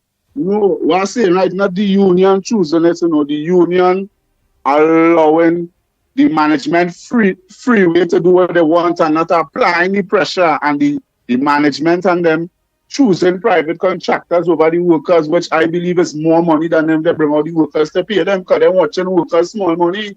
That is what going on. Oh, so the union stayed quiet on that while they're supposed to be telling when they're supposed to be telling management, why them private contractors, why it have Port of Spain garbage truck and thing here, you know. It have exactly. Why are they bypassing the Port of Spain garbage trucks and trucks that is pick up all the old stove and fridge, or it's called that now, them 3-ton truck? Later 7-ton 5 big trucks where they just a clean up campaign, but here what going on now, Andy. Yeah. And Uncle Mickie. Uncle Lennox. You see when Lennox, you see, when it has something where you call hungry management and hungry people, because them fellas watching workers little money, boy. The corporation is one of the lowest paid state entities, everybody know that. And then watching when a man get a little Saturday or Sunday, a little double time, they don't know 3,000 or 5,000 again. We have family to see about, and workers who sit down in City Hall like air condition whole day, we picking up their dog, old pad. They could get choke in your hand. We washing stink, dirty truck. The kind of work we doing and the nastiness, we just started playing them and touching that. And they want to watch our man little scrums.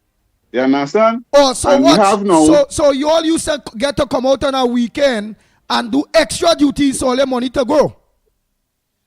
Yes, but besides that now, it's not just about the money growing, you see, when you don't have the weekend function and the trucks and them just run down because the only organization I seen where you're having trucks, you're having multiple trucks running back with this, that, and you're shutting down the garage and everything. So trucks coming in and park up and trucks running with no maintenance.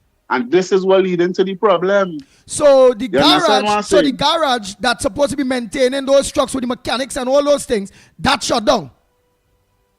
Yeah, that's shutting down on the weekend from Friday. That shut right down. So trucks running out there. All right, just now. But it used to be up and running on the weekend where they're fixing the trucks. Yes, as this new manager come, who they say is alleged is the mayoral partner, everything shut right down, right down.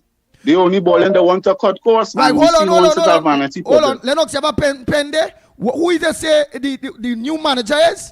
And he's the new manager for what? Lennox? For transport division. Hey, Lennox. Yeah, boy, take this information from the man. Listen to what he's saying there. We go and call there. Right. Tell Lennox who is the new manager. What is the new manager name? His name is Anthony Bonio. Anthony Bonio? Yeah. Bonio, yeah. Anthony Bonio. That is a new manager. And he now come in. He come in some months ago, and since this man reached the whole of transport in a mess. So when this, so he's the transport manager in Port of Spain. Yes, he's the acting manager for transport and cleansing. That whole division there, he running that. Right. So he's the manager for transport and cleansing.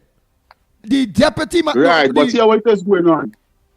The acting manager. Wait, I'm trying to get my information from a call. Right, so you say he's the temporary manager. He's the acting manager for a while, some months now he acting. So he's the acting manager. He take over from the manager before Lennox Smith, and they're saying this acting manager is it's alleged he's a good friend of the mayor of Port of Spain. Yes. Right. Yes. He's also alleged. Wait. Oh God, boy. I had to get it right. Wait. Right. So he's also saying that the mechanics and them, the maintenance people for all them equipments in Lennox Smith used to work on a weekend. They shut them down from working over the weekend, and they're only working Monday to Friday now. Nice. Correct. Right. So give me a number now that you know we'll get you direct to the office. Just now. Let me get a number for transport and cleansing. Yeah, transport and cleansing. And I had to ask for that man. Well, Lennox go do that. Because I might get on too bad now. Lennox go come with the big words and thing. Because them big word man and them is who they are sure that man he might be know them people who you gain subcontract. He's the one too that the union is saying nothing but the subcontracting out the work and not letting all they do the work. This is real madness. All right, what work that they subcontract out that you know about so far? Yeah, what it is, right? You see, like the garbage and them thing. It has. I want to call the company name. It have a company with green and yellow. As the trucks down, you see this company with green and yellow coming. But one know you know the company. There's a green and yellow coming with one set of compactors and they're cleaning up all the workers' areas, right? And all then right. So as all your equipment's done, they're calling in a company and paying them to do the work. Green and yellow. No, tell me, no, we don't do it so. Oh, where's the company name? I think it's waste disposal, I think. Yeah, them just come in and clean up all the work. Right, waste disposal is Trinidad and Tobago Lennox Smith? Or waste disposal is what? That is a Trinidad and Tobago company or that is a private company? Yeah, the green and private waste disposal. They have a base. Well, they were in Sealands. I think they have something up Trinity, I believe it is. All right, so that is waste disposal. Remember that I tried to write down that waste disposal, coming and do the work that workers could do. All right, you got the phone number? That's not I'm going to you know. I wonder if this person give my right number. Somebody give my write up a number 666-6666. Right you? That real six boy. That like a devil. Eh? Right you? That's not trying to get the number for I the market the beast. That was saying they died at this Travadine fella, you know. That this Travadine fella, what's what you putting up there? Unless he on triple S with me. What kind of 666 thing is that for the people? Yeah, give me the number. I ain't seen the number coming up here. That's not trying to get from Wait, here it is. This is your number here.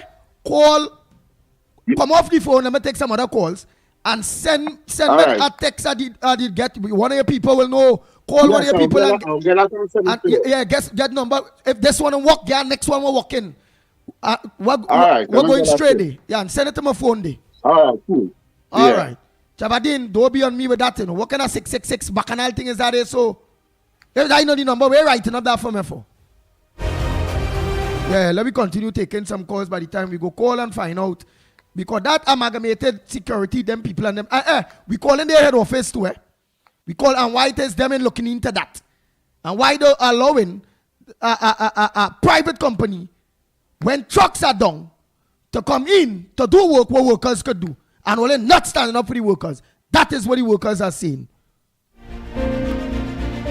Yeah, that amalgamated thing, they them take 4%. That's a P&M union. You know all the P&M unions. Out of the blues. Yeah. And they don't join with nothing with the rest of the union, so you know. Under the man, yeah. Let me take a next call. Morning, caller. Yeah, good morning. I'm calling from the US. Yeah, hold on the US. No. Hold on. Hey, yeah. Lennox Smith, heard he say, Waste Disposal is a state-owned company. Remember, we can't make ourselves stupid. You tell me that is a private. Waste Disposal? That's what they're saying. That's the way right up. I know Swimcall, not Waste Disposal, but I'll check it out. Check it out and make sure now. Because we can't, because if they're calling state to do state work, that's different ball. That's not private. We go look stupid there. Go ahead, caller. Yeah, good morning. I'm calling concerning, you want the people to comment on Arima, what statement he made the day before. And nobody's made anything about it. And he always had this habit of accusing people who disagree with him of not knowing what they're talking about. Who is that? Arima. Mr. Arima, the Spanish man. Yeah. All right. You know, the police have a thing that they say, whatever you have the right to remain silent, and whatever you say could and would be held against you. So I'm basing what I'm saying on what he see. So he say that he's a Venezuelan citizen, and he's supporting Maduro and living in Trinidad, and he criticizing Kamala. You understand? No. So if Trinidad did he say he's a Venezuelan citizen? No, I don't think I think he's a yes, he said he's a citizen of Venezuela. Yeah, he said that when he was talking, I heard him say it. I have a very good memory, you know, and I was listening well. I'm going and call him back to find out about that. But yeah. So wait now. Well, here what I want to tell you. Yeah. So if Trinidad and Venezuela fighting, who he will be defending? Right? I won. 2, the next thing he talked about was that Venezuela is a sovereign state, and they have the election, and they have a leader that they voted for. Now, what he didn't tell you, there was allegation by the opposition then that, you know, just how they have the EBC running the election, there was an elected body that is to oversee the election.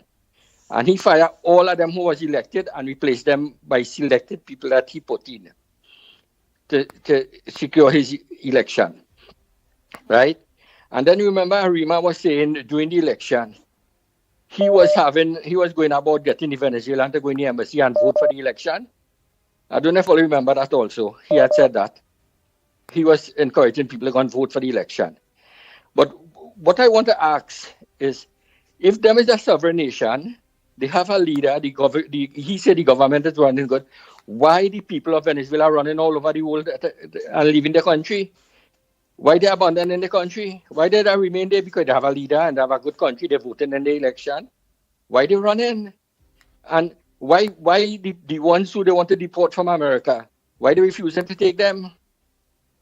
You understand? Why the country that were they born and they grow up? Why they refusing to take them back? Why the leader refusing to take them? I would like to know the answers to them thing. And they have people all about it from Venezuela who refusing to go back to the country. Why they doing that?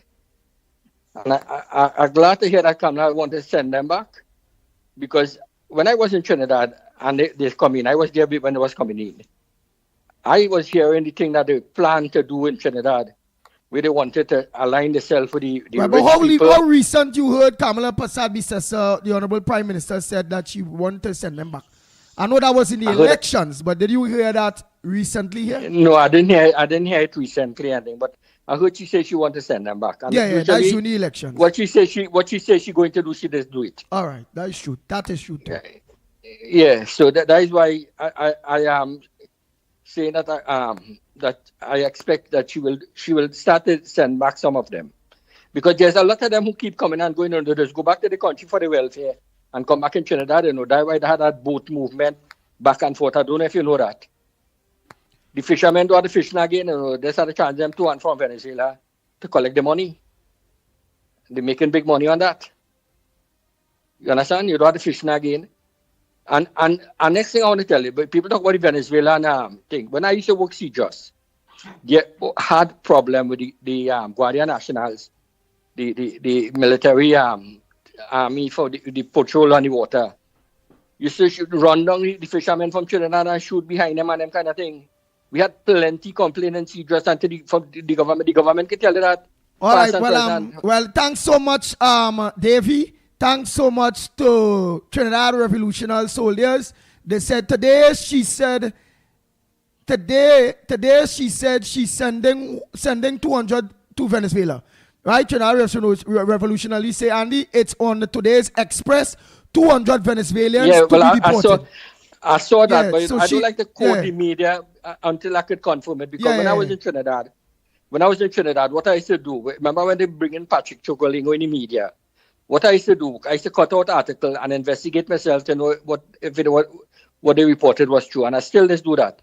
So like when you hear people who talking about, I don't know, this one don't know what they're talking about. You had the people in America here who want to criticize the Democrat Party, they really attack you. But them knows nothing, and they just tell you, you don't know nothing. I wonder if any one of them know about the Mockingbird. You know it's the Mockingbird? That is where the CIA had infiltrated the media and put in propaganda as news. And recently here, the head of the intelligence thing, say it is still happening. So plenty of them just come out and think. Remember I was asking about the price of egg? Let me tell you, when Trump leave office, egg was $1.49 for 18 regular price. And on sale, I used to buy it for 79 cents for 18. When Biden leave office, that same 18 egg was over $11, and on sale you say get for $10.49 and them thing. $10 from 79 cents to $10.49 for the same 18 egg after Biden leave office. Hello. And now the price is mute Lennox, mute. Yeah, now the price of egg is $1.99, $2.99 for the same 18. Right, so it dropping, egg price dropping. Yeah, so when these people who just call you and tell you, you see the price of egg, they are misinforming you all. And you remember they talk about the cases and they with Trump? Any one of them tell you that the case with Letitia James, where he was convicted and had to pay a fine of over $300 million. Yeah.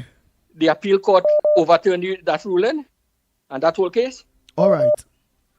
You understand? Right. They don't tell you that when these things are corrected. Thank the you. Propaganda they put out, they don't ever correct it. They don't ever, because the media don't do it and them don't do it. All right. So partner. thank you very much. No problem. Yeah. Oh boy, ex-police officer. Very good.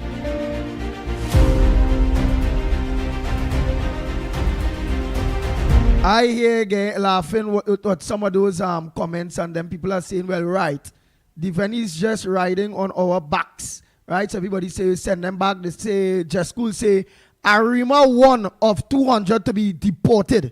So they want Arima to be one out of the 200 to be deported back. Right. Well, Anthony say, Andy, that's those who are in the prison. that will be sent back to Venezuela. Those are them in the prison system. Right. But what made me laugh hard when I see, I think is Mr. Jairaj Singh, right? I think he said, let me see if I find where he did say that it make me laugh. Oh, he say Arima is biting the hands that is feeding him if he's really a citizen of Venezuela. And then he calling and getting that always say protecting Venezuela. But yet still he live in Trinidad. Why he didn't go back there and fight for Maduro? You understand? Make sure America and pick him up nowhere to bomb wherever he is. Guards, everybody are wrong. Everybody going in. When they find Maduro, you know. From the time they locate Maduro, is everybody going. Everybody going.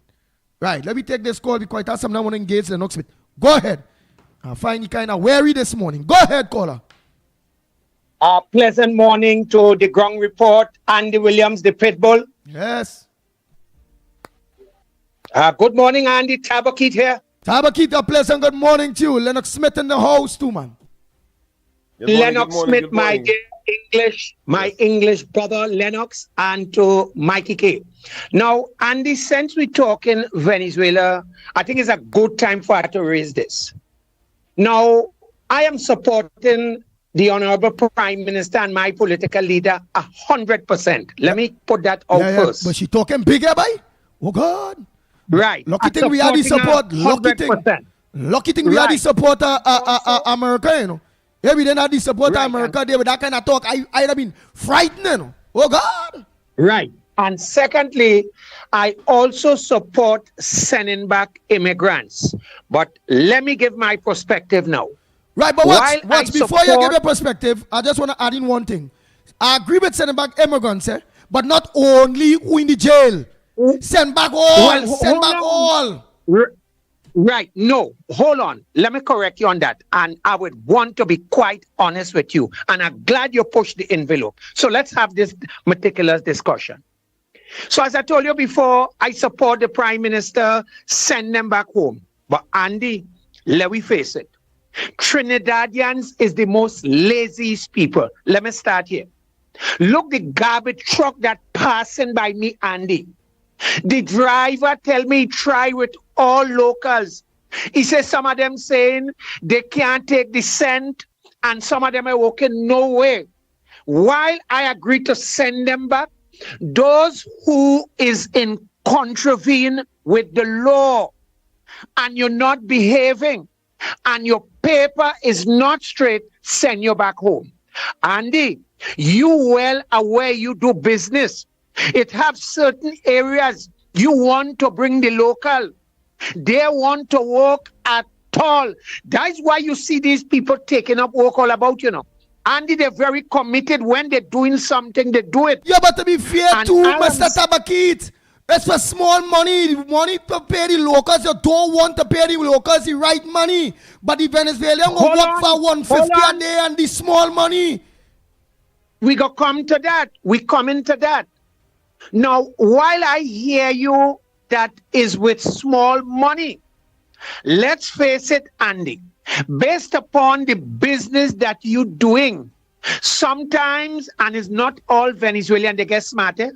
They're not working for that small money anymore. They're leaving the worker. These people, they're very intelligent. Yeah, they're leaving the work now.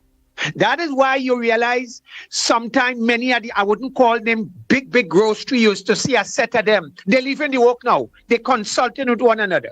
But what I'm saying here, Andy, let me repeat this because it has some confusion maker listening. So let me repeat this. Full support to the Prime Minister, full support to the government. Send them home. Those who is illegal, those who committing crime. But you see those, Andy, who working day to day and they behaving themselves and they paper straight. This is my perspective this morning. Leave them. Yeah? If you contravene against the law, your paper not straight, and even Kamala said so. She said so in one of the press briefings 2 months ago. She said, as long as your paper straight and you're not contravening against the law and you're not running, she all right, do let me not ask have something. a problem with Paper you. straight as in they are registered to pay NIS health charge just like all of we, than going in the hospitals and using we medicine and thing for free. And when we go there all done, all right, they're making us set up babies in this country. And all we go, that come like, I have a house, I cater for 5 children, but about 20 of them come and living off of me. All right, so can I speak to so that? fair is fair. So long as they can be, the good ones can be registered proper. And PNS just like all of we. Send them home too. And hold on, this is the point that I am making. You see, Andy, let's face it, since you raised that, and let's chat a bit. Hear why. If that happen, the businessmen, remember it means these is registered Venezuelans now. They have to pay them the minimum wage, over the minimum wage. They will be contributing to the health charge and all the things that we who have a salary just have to pay. That's different ball game. You see, you on that talk they about. So long as they're working and they're working honest. Hold on. Wait, let me say it and then you go talk. Wait. You see where you wait. Okay. You that Mr. Tabaki telling the country, the illegal ones alone send them home. Who in crime.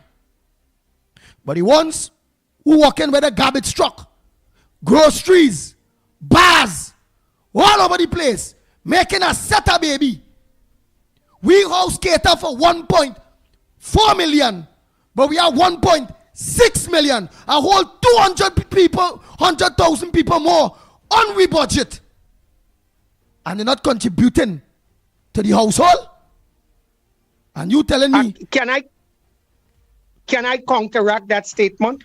Counteract? How you counteracting that, boy? Go ahead. Well, let me go there. I want to show you something. While we understand the bilateral treaty and border, and do you know it have other countries where it have citizens beside in the Caribbean? Do you know it have citizens from all over the world in Trinidad? And I'll tell you this, and since we're having an open discussion, I still maintain that regardless what country, whether you're going to Trinidad, United Kingdom, India, Africa, I still believe in the freedom of movement of human beings. Let me be honest. And let's say for 1 minute in the discussion, I remove Venezuela and I'm looking at the international best practice and the international best treaty. I still believe that I believe in the freedom of human being. And when I say so, you must be free to go to any part of the world as long as you're within the law. That's that charter, and I think Lennox might. I don't know how we will look at it, but I will tell you how I look at it. I look at it as, again, my house, I cater for 5 or 6 people. You telling me, you believe in freedom of people.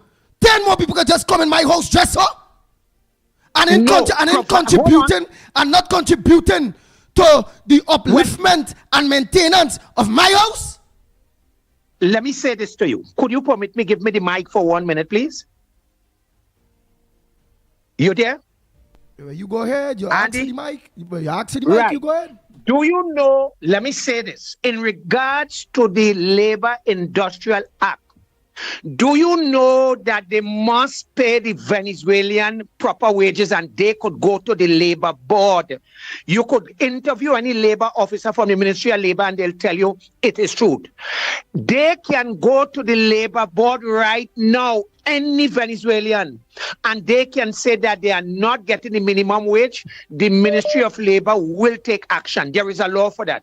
So in regards to where they underpaying them, probably that's those who came and is not documented and hiding and illegal, they just cannot report it. You see how you're flipping the game there on Mr. Bakit? Will you tell me about? No, I'm not why? Again, Tabakit, again, you go on defending the Venezuelans that they still have, I tell you, come like that. No, that no, this, no, I this, never oh say God, all. well, listen to what he's saying.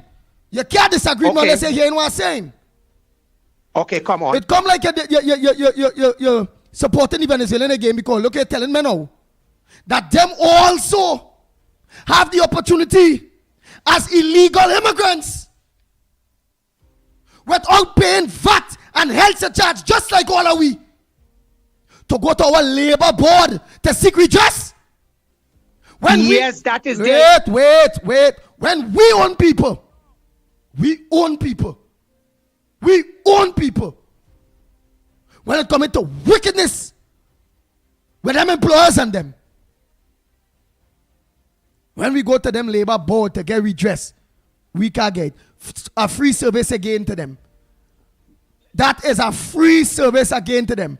And you don't want to address the issue of so long as they are working, let them get work permits. So with work permits, they'll be able to pay all the things that we working class in Trinidad and Tobago paying. We NIS, we health surcharge, and based on the amount of money we working for, we VAT. But no, you only talking about and wanting and making bed for Venezuelan people, but you're not making the same bed to make sure that the disadvantage of immigrants in our country working for small money and we locals calling them lazy. Yes, we are lazy locals, but it are locals that will stand firm. Here it is. I'm not working for that $120 for this work. The money you're supposed to pay is this amount. It are locals will say that. Simple. Trinidad and Tobago. It have locals that will say that. And they're right. But the Venezuelans will say, now I go work for the 120 for the day. At the end of the day, my whole main issue is, if they are registered, because they're saying about legally registered and the registered ones, let them goddamn add to the GDP of this country when they come into paying their NIS and health surcharge.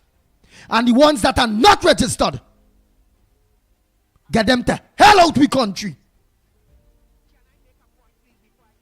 Can I make a point? Go ahead. Right.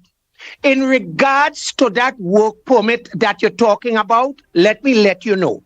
I don't know if people will inform you. Yes, it occurs. Yes, the employer could go to the Ministry of Labor, and yes, there is a lot of them who working on a work permit through the companies and so on. It do happen.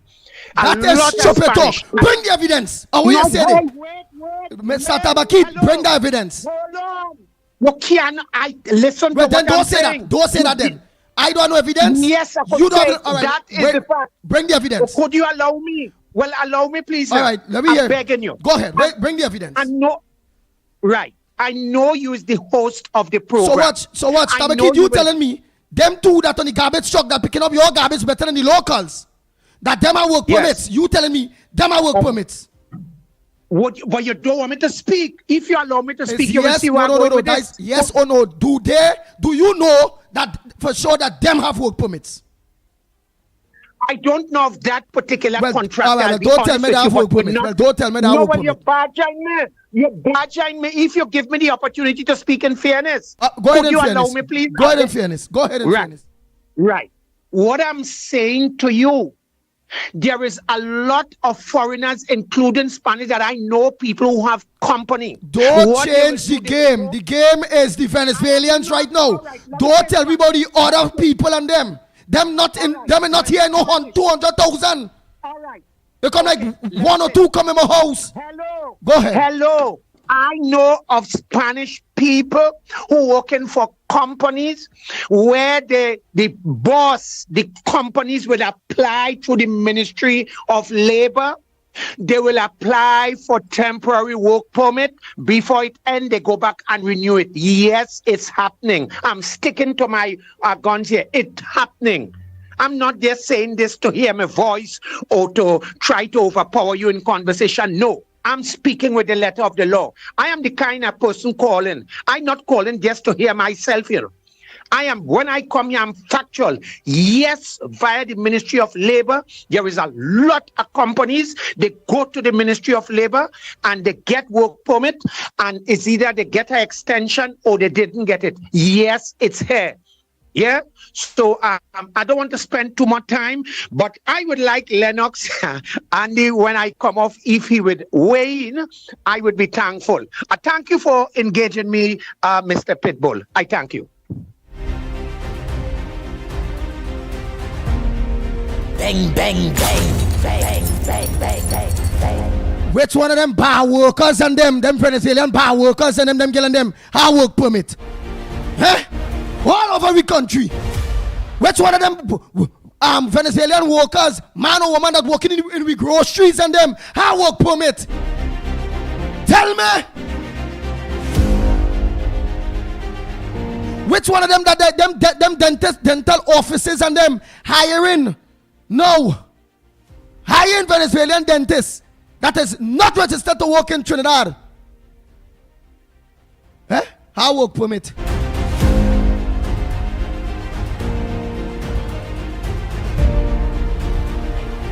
I see Venezuelans and all down driving taxi now.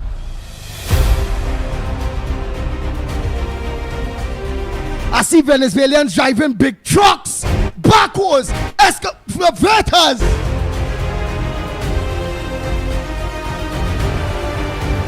I seen them all on construction sites doing big buildings. Tell me which one of them have work permits. I'm not saying that some of them ain't have a work permit, you know. But I am saying out of 100%. But let me say use the percent. Out of 100 of them, there is 100 of them in this country. I believe 3 of them alone with businessmen that know the right thing legitimately have work permits. Give and take, I will give Tabakit 2 more to the 100. Out of 100 of them Venezuelans in we country here, I will still say 5 of them have the work permits. And companies apply for work permits for some of them who is really professionals. This man talking, Tabakit. I'm a partner, you know. Like if them Venezuelan and them, like it's brother, how much of them really? You tell me the ministry say that some of them. Give me the statistics, how much? How much? And you want Lennox help? Lennox, go up on the website. Find out for me. Through the Ministry of Labor, Tabakit say he want you to do that. How much registered illegal aliens, Venezuelans and we country apply for work permit there? Let me compare how much of them apply and get work permit, or the companies apply for work permits for them when it have over 200 and something, nearly 300 and something thousand of them here. How much of them? What? 2,000? 3,000 out of nearly 300,000 have work permit?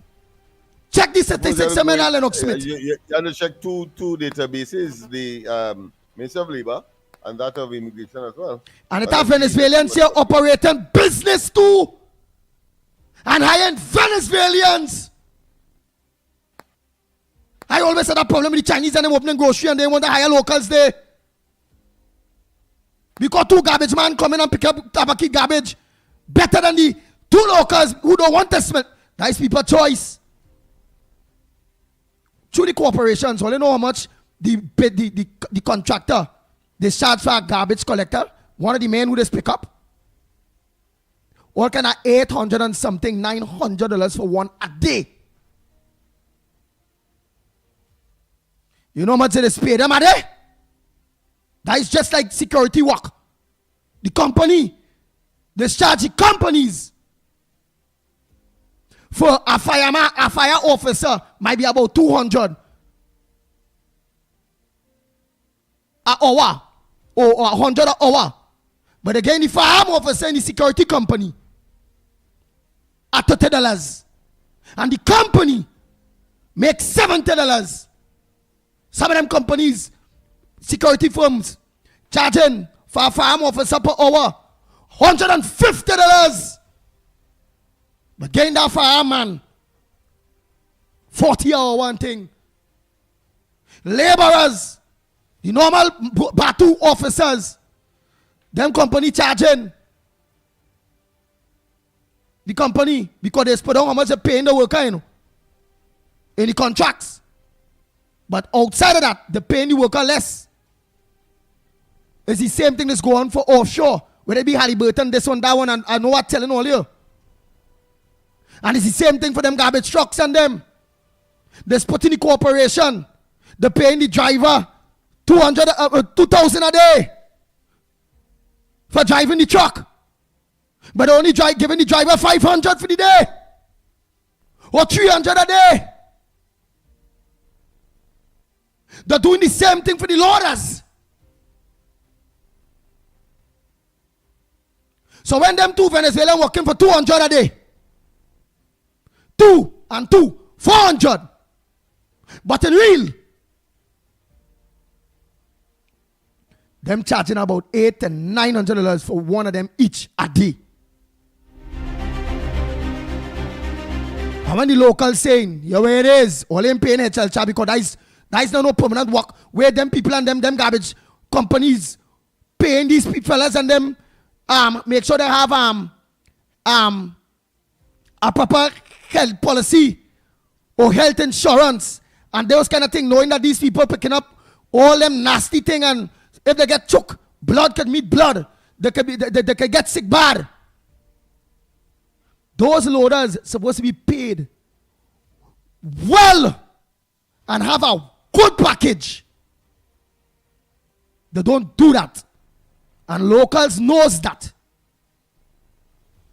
And locals rather see me taking that chance at all last end. Some people will, some people won't. It is what it is. And them don't care, them Venezuelan, to collect a 120, 140 for the day. Picking up garbage. But we locals don't want that. Let's be real. The country squeezing, the contractors squeezing the workers too. And then we'll come and squeeze Trinidadian and Tobagonians more. It's cheap labor and unregistered. Cheap labor and unregistered migrants that are not paying their just dues, just like all of us. Health charge, NIS. And don't tell me, some people sell me, well, when they go to the grocery, they're paying VAT. But we paying, when we working, we paying health charge, NIS. And when we go to buy, we still paying the same thing just like them. So we are at a disadvantage. We are at a disadvantage. Because we already have to pay, the working class already have to pay for our own brothers and sisters, Trinbagonians, that are not working class, that don't pay NIS and health charge, and then we end up inheriting 200 and something thousand more. What Tabaki can sell me right about that? We need to send them back. And who want to stay here must be registered. And so long as they're working, pay the just due, just like all of us. Bang, bang, bang, bang, bang, bang, bang. The Ground Report with Mickie K, Andy Williams, and Lennox Smith. And yes, it have other migrants here from other countries, because there were some people who sell. Well, now only the Venezuelan, them not here with all of that. Them not here in. How much African it are here from Africa or Nigeria or Grenadian or Ghanese? Not like that. You might have about a 500 illegal Jamaican thugs. 2,000. Look at it a little bit. Vincent, Shannon, and all them they so. Jamaica, all of them, right? Them is a part of curriculum. That guys still my brothers and sisters from CARICOM. We all have an entwined culture. Oh, you telling me about Venezuelan and all you feeling sorry for them. All you want to feel sorry for we all your own children. That remind me of people who don't like their own children but they like other people own. Bang, bang, bang, bang, bang, bang, bang, bang. Don't do good for other people's children but they don't do good for their own. I could understand the ones that give up on the children based on the children indiscipline and the children end up rogue. And they talk, and they give up. You realize you keep your distance, I go keep mine. But you telling me, now instead of adopted children, because adopted children have to have paperwork, and an adopted child will be in the system.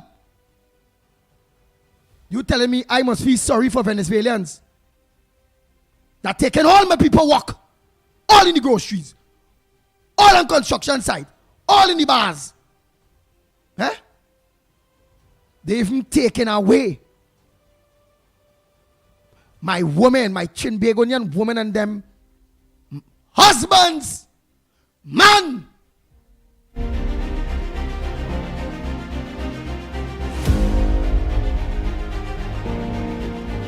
How much wickedness we must take more with this immigrant thing.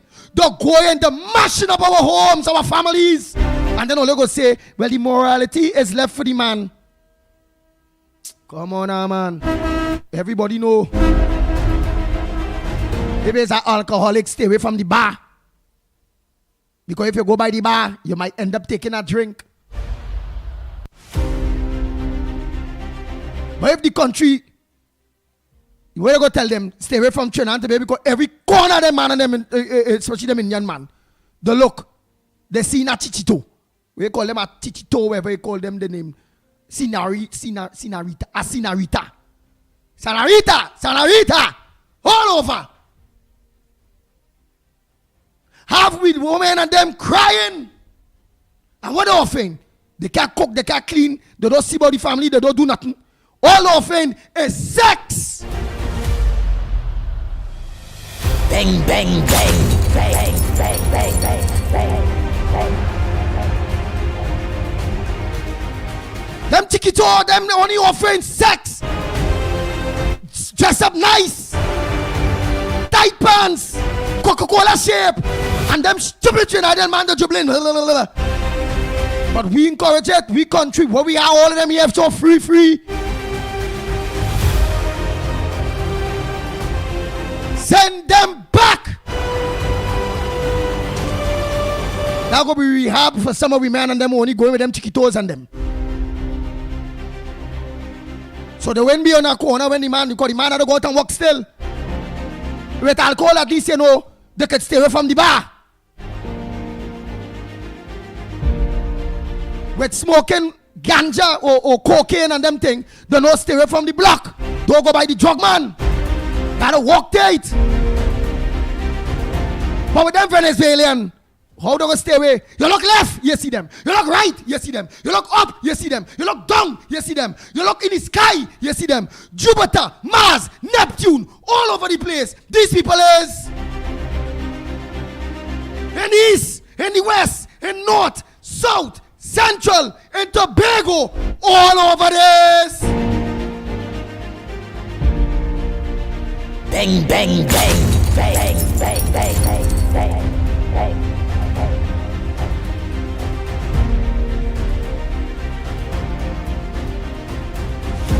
I am saying Trinidad and Tobago is at a disadvantage. Our people is at a disadvantage. Our ministries is overloaded and overworked, overstretched. It have too much of goddamn unregistered Venezuelans here that not contributing to the GDP. And if they can't contribute to the GDP, or our government can't put things in place to make sure that happens, send them back, go home, leave us, get out the country. Because they're also contributing to the crime situation too. Bang, bang, bang, bang, bang, bang, bang, bang, bang. Kaba kid came out hot when I realized he having a soft spot. And some people go want to sell to the Pitbull. But Andy, what about Trinidadians who are in America, wherever? I there? I cannot try to go to America and be an illegal immigrant in them people country. Me I do it. Who want to do it? Well, let them take the chance. Trump go send them back. Or America's system don't end up back here. So be it. Who want to do it? They take the chance. The Venezuelans and them do it. They take the chance to come here. We system need to send them back. I don't care where Trinidadians going and do the same. If the illegal in somebody's country, I want the government catch them and send them back.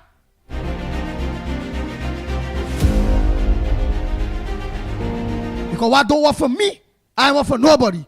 Look back up there. He ain't illegal. He in the system.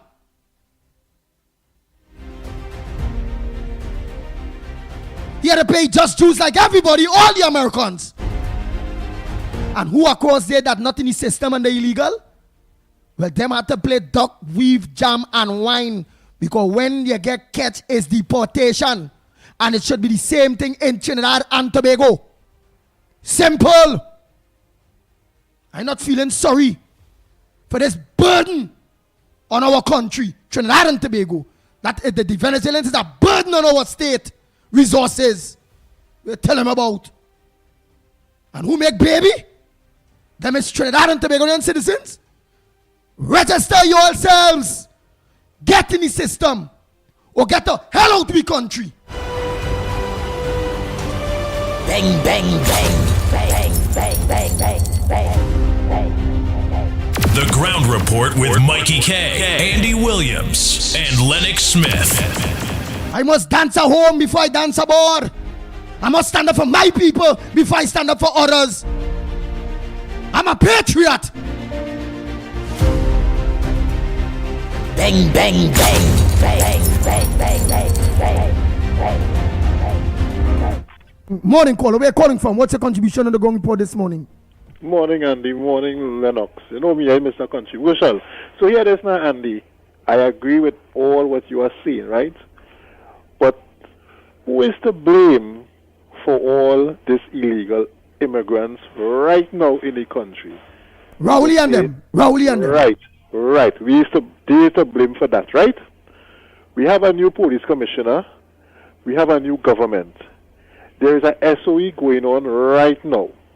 What's stopping immigration, customs, the police from going to, all right, we in Port of Spain today, we passing by them Chinese grocery, passing on Charlotte Street, we passing Frederick Street, by all these stores and saying here what, let me see all the documents. All right, all the documents in the van. What is stopping them from doing that? We want to blame everybody else, but ourselves right now, we're not looking at they are in power. No, the police have a new police commissioner, it have new everybody there. New. We allow all of them to come in, fine. Right, they're done here. But what's stopping us now from going to each Chinese grocery and saying, where are your papers? You don't have your papers? Back home. What's stopping from going by all these places and checking? I sure when you go in that same Port of Spain hospital we're building there, there are certain of them working there. They are all over the country working and living. What's stopping the police and immigration and customs and all these people from going around to all these institutions and checking these people work? What's stopping them? Nothing is stopping them. I said the bureaucracy, and I said nobody is not willing to do anything. As the Prime Minister said, when she catch them, you're doing something wrong, set back. Now they are because remember there are people who flee in the country because they do not like what Maduro is doing across there, right? They flee in the country. The only way they might not have the papers or wherever they come in, so they come in illegal, get registered. They have the registration thing going on, or they get registered. Because at the end of the day, I have a relative who is working, I call his name Ratans, right here in Trinidad, and they're not paying NIS and they're not paying no health surcharge, right? It have all the bars, we have the locals working in them, some of the small stores and stuff. They're not paying NIS, and then for our own locals They just giving them the flat pay. All right, the minimum wage is $22 an hour. You're getting that. You're getting all the money, but they're not paying NIS and they're not paying health surcharge because they don't want to go through that process. And they have big businesses doing the same thing. They're hiring the same locals and they're not paying it. Right while working, a guy came to work by me and he said the company is working before. Tell him flat he is not paying no NIS and he's not paying health surcharge, so he left the company because they're telling him they're not paying it. And nobody not going to report them to the government or wherever because there are other people who are employed and they don't want them to lose their work and thing. So we blame it Venezuelans, but our own citizens not paying it. Imagine we talking about Venezuelans, that our citizens, everybody who working, whether you have a small grocery, you're working in the market, you're selling doubles, none of these people paying NIS and health surcharge, and yet they get sick too. They enter the health system. The only time they're paying tax is probably when they buy something. But it have thousands of people who not paying it the same way. It's only the working class who really in a job that in the proper jobs that really paying the sir. At the end of the day, NIS, you had to pay NIS once in a proper job for that for your pension at the end of your life, and then when you retire, you get a little pension from NIS. Right? And that and all is not even guaranteed that when I retire at 65, well, it went to 60 right now, that I will get a NIS. It's not guaranteed that I will get that when I reach 60. I don't hope that it have enough people paying NIS to get our money. The grant and or the pension plan, the grant they get now, I'm not even sure when I reach 60 I could get it because it's a grant. It's not everybody will get it. I had to secure that I had to pay a pension plan that I will get something sure from my insurance company when I retire to make sure that is the money I'm sure I could get. But when it comes to the government stuff, you ain't sure you're getting it. You ain't sure you get have plenty people who work. They ain't work for nobody, but the type of people who working like domestic workers and all these people, they don't pay NIS and they don't pay health surcharge. So at the end of the day, they're not getting NIS when they retire. One, they only can look forward to a little pension. Right? So yes, we blame the Venezuelans, send them back. But who's stopping the people now from going and get them where they are and looking for them and say, here what, all you go back, let we locals get jobs. Then you will see that real action. Look for them. It's like in America, ICE going around and getting and looking for them. And when they hear ICE coming, they're running and hiding. That is how we have to be in Trinidad to get rid of the Venezuelans. If we don't have that, well, it will continue, all the illegals will continue coming in and they will continue getting the locals jobs and it wouldn't stop. Unless we have that department, say we're going around to each company and looking for them. Other than that, it's not going to stop. That is where you have to blame it on. People who are in charge now, they had to put something in place where they have a department like ICE that going around to these places and picking them up. You're not registered, back home. You're registered, you have your papers, find the company who you're working for, making sure all the paying NIS and health surcharge, that's going through, and that is how they had to drop it. That is how they had to drop it. Because I tell you, our own locals not even paying it, and they employ for businesses. I'm telling you, I have a relative working, and they tell them they're not paying it. We ask about it, they say they're not paying it. And they blatantly tell them, no, we're not paying that. Is either you want to work or you don't want to work, but we're not paying it. Simple as that. I'm telling you, right here in Trinidad, our own locals, the companies doing them that. I tell you, I now say a guy come to work by me, and he tell him he left because the company say they're not paying it. Is that you want to work or you don't want to work? We gave you work. The minimum wage is $20. I think I was working for more, but let me just say the minimum is $22. We paying you your minimum wage. That is what you're working for. We pay you your minimum wage or more, but we're not paying an NIS and health surcharge. They're telling you that plain because they're not going through. They have to go inland revenue and they ain't going through that. Well, all right. Thank you, partner. Yeah, man. Yeah, thank you. Go ahead, next caller. Good morning, Andy. Good morning, Lennox. Barato calling here. Andy, you see the mentality of how some people is think in this country, and they don't go beyond what there is come out of their mouth. Everybody feel that it's easy to say, okay, deport them. Have an organization, put ICE like how it have over here. But there is no, the budget does go with that. They know that if Trinidad and Tobago could handle something like that. First, just imagine when we have a prisoner in our system where You don't have to give them no special attention or anything. The kind of money this costs to house one prisoner in Trinidad and Tobago. Could you imagine you having a system now where you had to house these people, man, give them proper food, you give them medication, all kind of thing, and all their needs, because you cannot keep them in any kind of inhumane condition because they are detained to be deported. And then the cost it takes to send them to Venezuela back or wherever they need to go. People don't have these things in consideration. You know?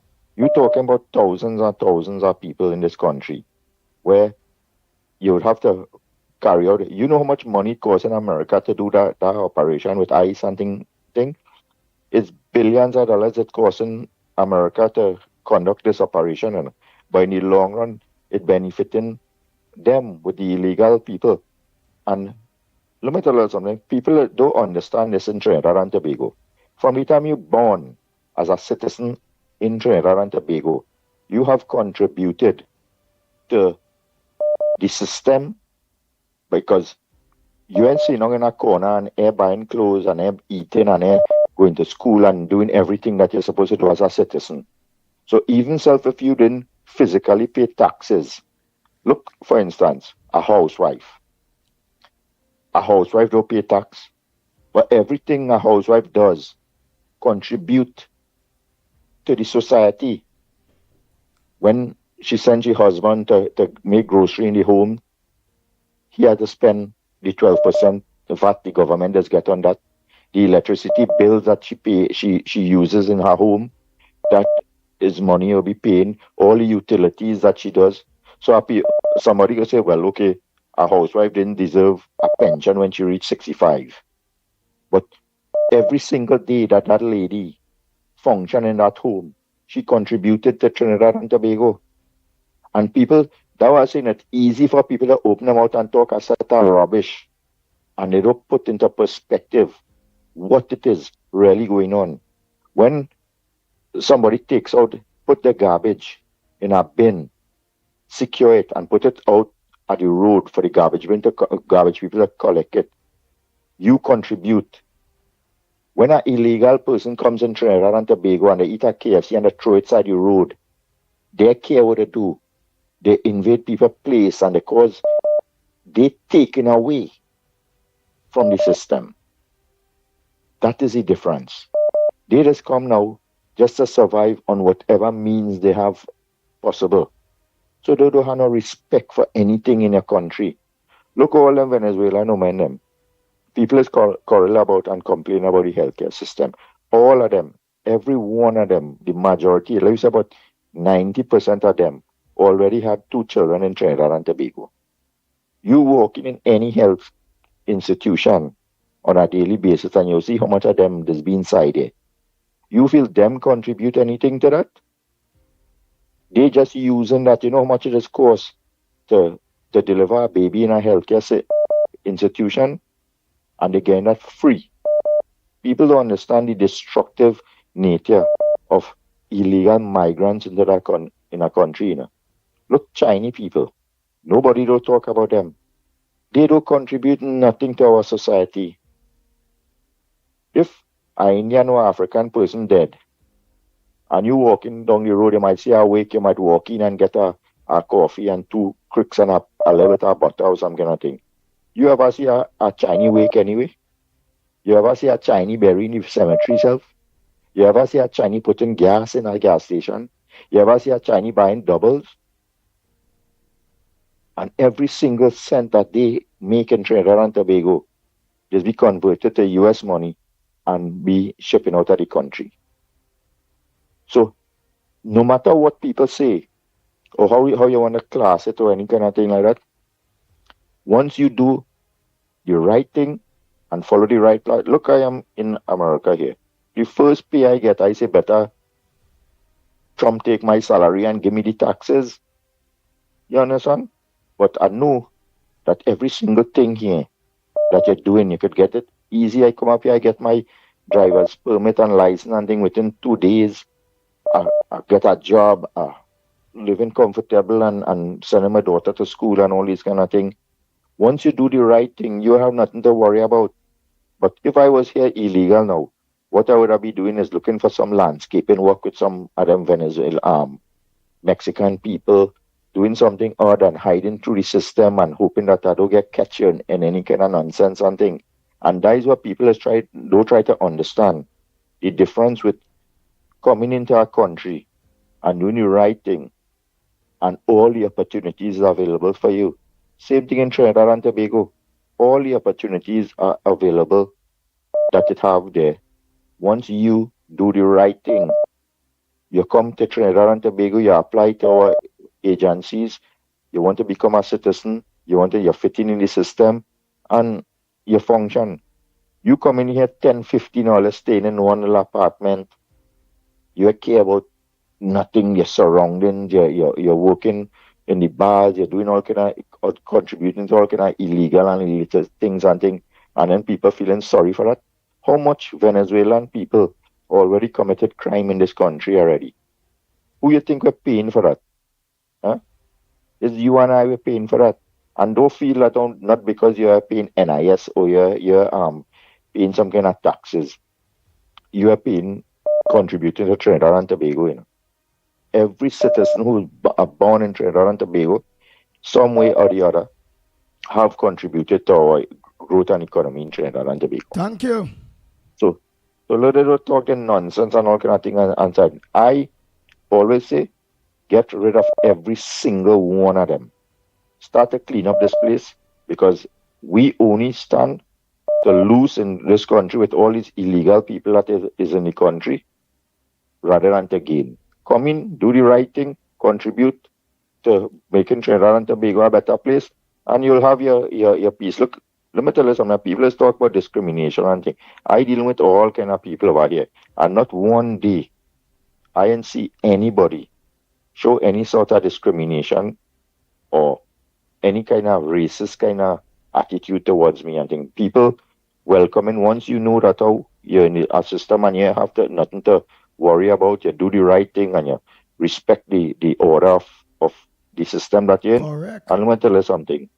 Everything is there for you. The opportunities is there. My daughter going to a college up here and all kind of thing. As actually I say, you feel any, discrimination, and she say everybody real welcoming and nice and just treat you with respect and thing. Once you know that how you're here to contribute and you're here to make their lives comfortable also. You see, so it's a simple thing.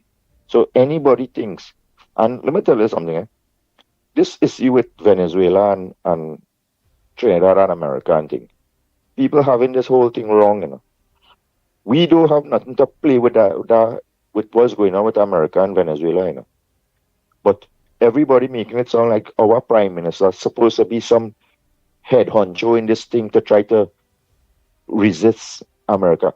They're talking patriotism and they're talking independence and thing. And now, for we to stand behind our prime minister and support what she thinks is right and what we know is right, these are the idiots and them talking about, she taking the wrong stance. Okay, that is Venezuelan people who get killed. Why Maduro don't do something and show America, hey, this is my citizen. If one American get killed in Venezuela, you would see a bacchanal over there. Them come and they wipe out the 11 of them. Why Maduro don't react? Why he don't tell America, hey, all of you kill my citizen and react? You know what they want? They want we prime minister to react. Something wrong with these people in this country? Huh? Why we supposed to? We are looking at protecting ourselves because we know that one of the major transshipment points that drugs and guns and ammunition is from Venezuela into Trinidad and then leave the country. We supporting and being allies to a government that say, hey, here what, we would stand by all the ones, all the support we, because we don't have nothing to gain from Venezuela. People can say what they want. If we had anything to gain from Venezuela a long time, we would have been a better place. The only lie that they portrayed after this dragon gas deal was something, and we know it never was anything to happen. So all the politicians were talking and thing, the prime minister standing her grounds, and she doing the right thing, and she aligning herself with the right entity. Who want to align with Venezuela? Let her go and align with them. Let her go and live in Venezuela. First time I could ever see people supporting something where millions of the people in your country fleeing from there. If Venezuela was so good and America was so bad, why so much Venezuelan leaving Venezuela and going in America to live? Why Americans will come and go and live in Venezuela? Why Chinese leaving China and coming to Trinidad to live? Millions of miles away. Why? How much Trinidadian you just hear migrating from Trinidad to go to China and live and sell wonton and Chinese doubles or any kind of thing? Or go to People Venezuela. How much Trinidadians is really go Venezuela to live Yeah. to? Come on. Only Stuart young daughter hiding somewhere over there. Stepdaughter. And what was she aligned with? You understand? And that's why you see Stuart Young and Rowley going and talking and scandalizing our goodly Prime Minister who's standing firm to make sure that Trinidad and Tobago prosper. You see now with us at that guns over there. We're dealing in drugs and smoking marijuana and weed and things and having conversation that, oh, our Prime Minister is a drunk. You understand? This is the level of thinking that the people over here encouraging with that dunce government we call the PNM. That is the kind of conversation them just have. Nothing. That's why I see nothing good can happen in Venezuela with Trinidad, you know.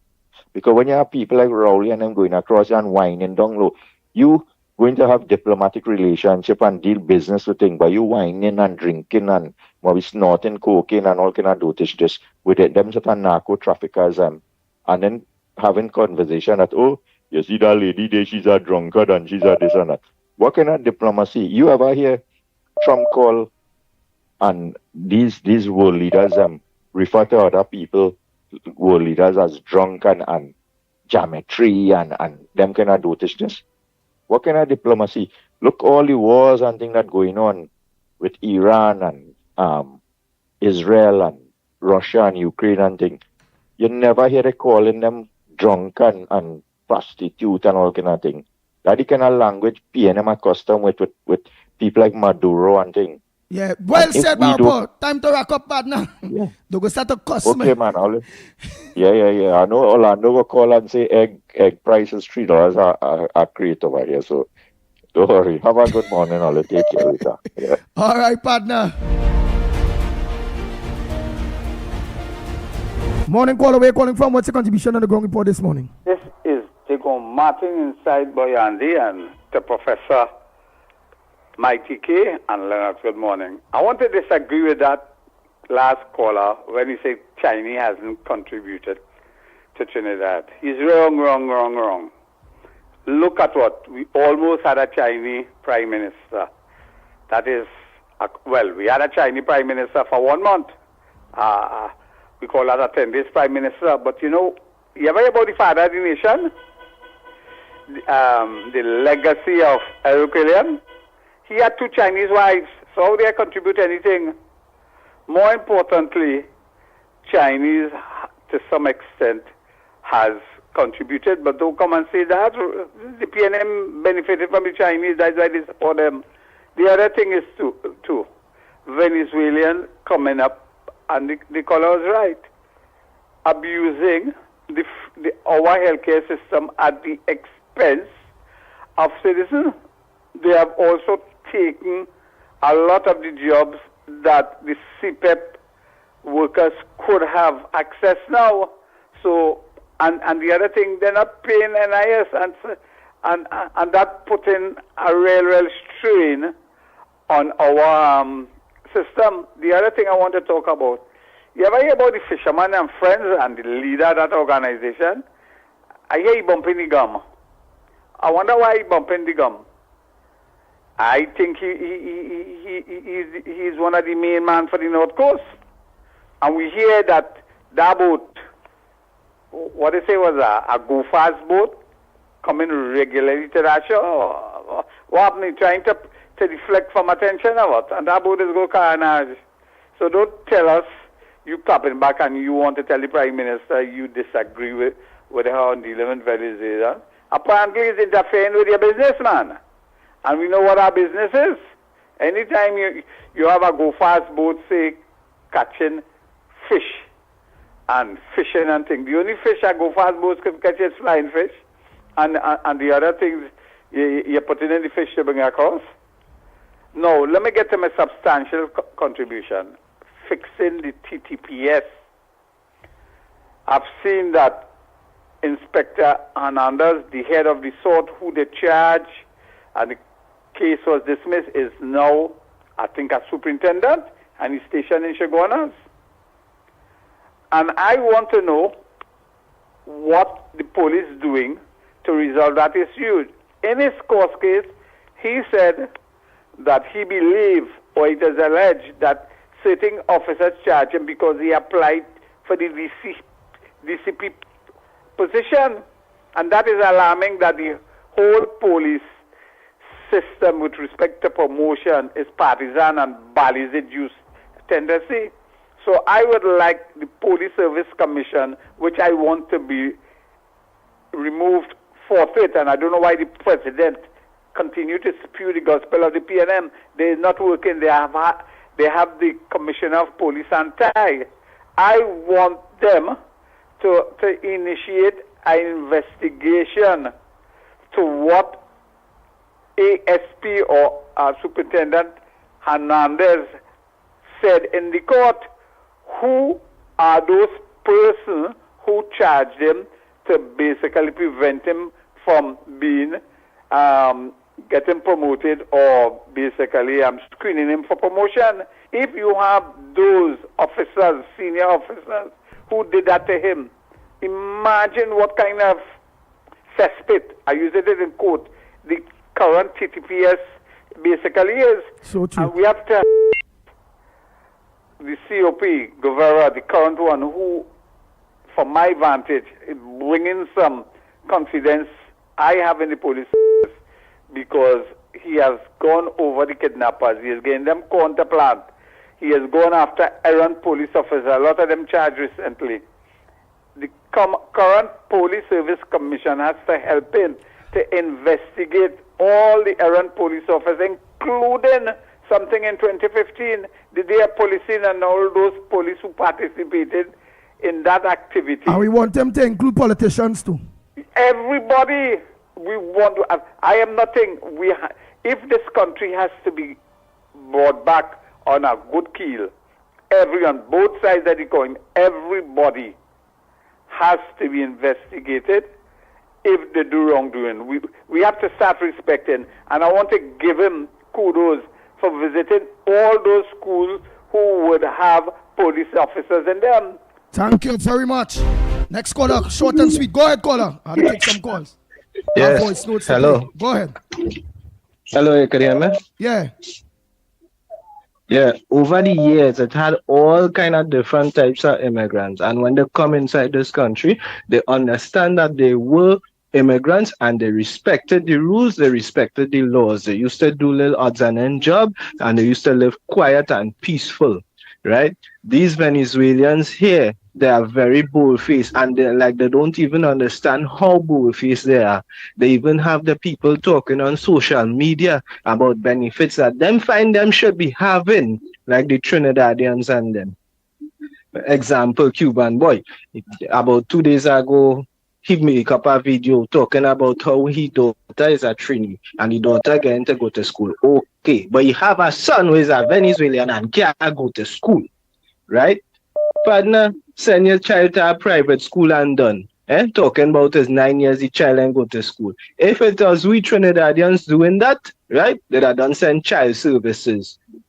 He even realized that that is a big evidence for you to get in trouble, right? That's a next thing too. They're doing all kind of wildness, right? And they don't even face responsibility for their actions. 2 years ago, I was working for a very famous company, right? And it had Trini people, or real Trinis and thing. And then after they started bringing Venezuelans, right? And the Venezuelans and them worked their way up to the top in management. And when it's time to recruit and hire people, They only used to be taking the Venezuelans, and the Venezuelans and them working for a whole extra $10 more than the local and them. And not to mention that them Venezuelans don't even have a form of education. When it was time to pay them, they're paying them in check. They even paying them through the bank because they're so illegal. They can't even have an ID. They don't have no work permit, nothing. Or they can't even apply for a bank account. They pay them cash, clear, so they pay them cash when it's to pay them. Because they can't pay them. No, they pay them with check. No, but and they used to go like they used to go by some kind of supermarket or something where they go credit check for them. Okay. Yeah, they used to do that. And they used to go by supermarket and thing and credit check for them and all kind of thing. Right? A big company was encouraging that. And it have locals we study hard, and for them to apply they need certificate of character and all kind of subjects and all kind of thing. And these people that hire, which is the Venice and them, don't have no formal education, they don't have no manners, no decorum, nothing. And they're getting bigger pay than the locals. And they can't get a certificate of character. Nothing like that. Nothing like that. We understand. Right? And next thing too, right? It have over 500,000 of them inside our here. 200,000 of them is the ones who are registered, right? When it is these people work in this country, they change their money into US. 100 to 200 US every fortnight that is be sending across to Venezuela. Not to mention the ones who have private business able to send more US than the regular people. Calculate that by 500,000 people. Calculate 100, 200, and even 500 from the private business one, where we're making a set of money, sending all that money across over there. And then after we finance ministers and them, right, playing hypocrite like the dotish. We don't know where the US going, but we just depleting the money done. We don't know where the US going. They're playing hypocrite on we. Right? This country bleeding because of the presence. Not to mention they're having bacchanal. We're losing money. We're losing resources. We own people can't even take the pressure inside and hear that we people leaving here. Right? Everywhere that you see as Spanish is where a Trini used to be. Right? Everywhere that you see as Spanish now is where Trini used to be. If you clear out all the Spanish right now, Trinidad going to be a ghost town. A ghost town, right? You know how much people in Canada alone? Then after it have America, it actually is all in China because these people come here, they make it hard for us to live inside out here, right? We go out there. So we get replaced by Spanish people. Thank you. Oh boy.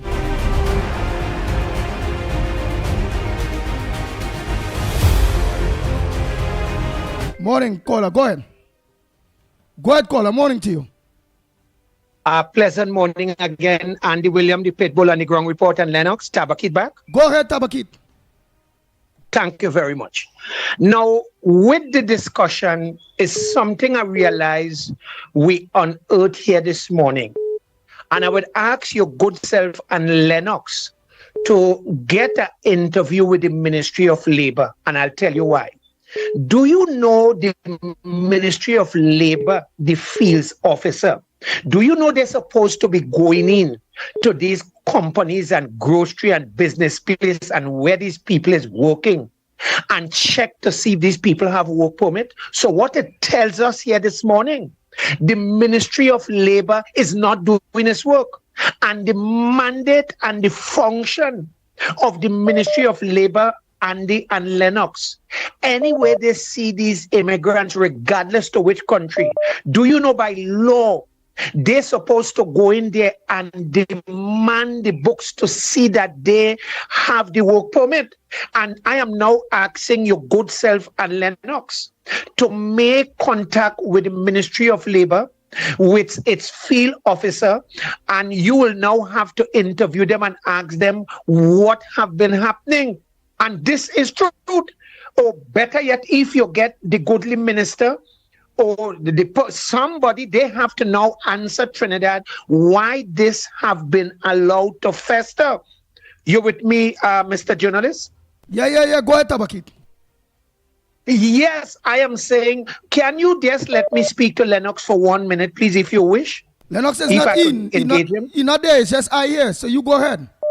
Oh, okay, right. Well, then I know you do a good job. But let me ask you, what I raise, what you think about what I just raised?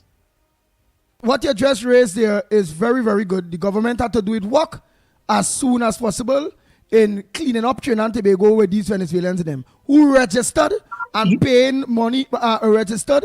Which we no understand all the registration. We understand all of that. But the big picture here, now this wouldn't have anything to do per se with the government, but the ministry, well, it fall under them. The Ministry of Labor, yeah, and its staff and the people who have to go out there to check these things, whether if they have been doing it. And Andy, this is serious business here.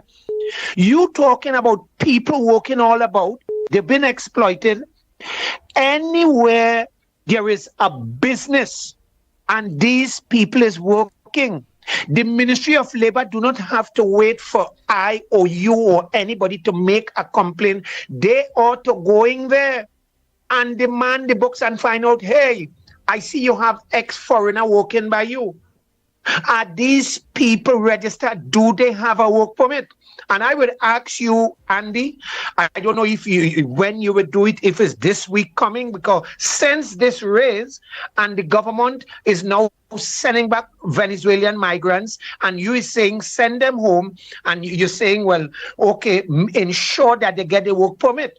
The big question here, if the Ministry of Labor, the officers there, if they're doing the job and going out, and I want to say this, I believe the answer is no. And you're correct. If the answer was yes, then all these people who working in all supermarket, different places, yeah. So I hope you use your good office, and if you can interview. I go in on a serious campaign on that. Real life. I'll be going by bars and I'll be going live and asking, Senorita, do you have a work permit to be working at this bar? Well, I'm right now at so bar, calling the bar name where I am, and it have Venezuelans working here, and I would like to know if they have work permit. I will go to war with it, I know what I'm saying. Thank you very much, but I would still want you.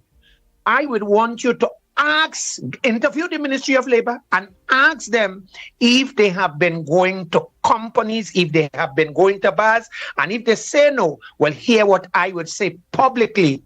The Ministry of Labor is negligent and they have been falling down on the job. Andy, I thank you, but I think this is something I would like you to interview the Ministry of Labor. I thank you for giving me air for this contribution. Thank you. Good program.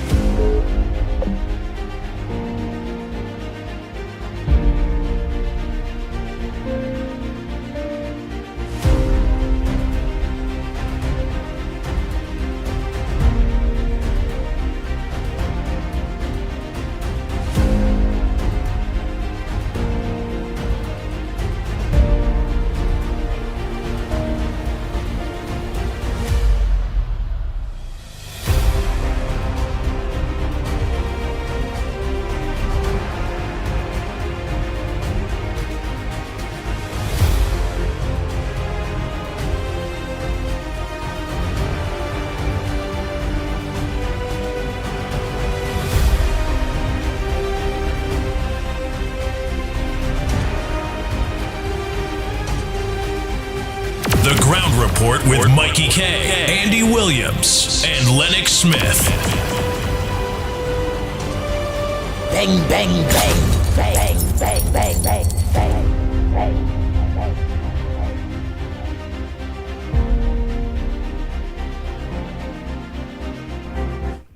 Morning, caller.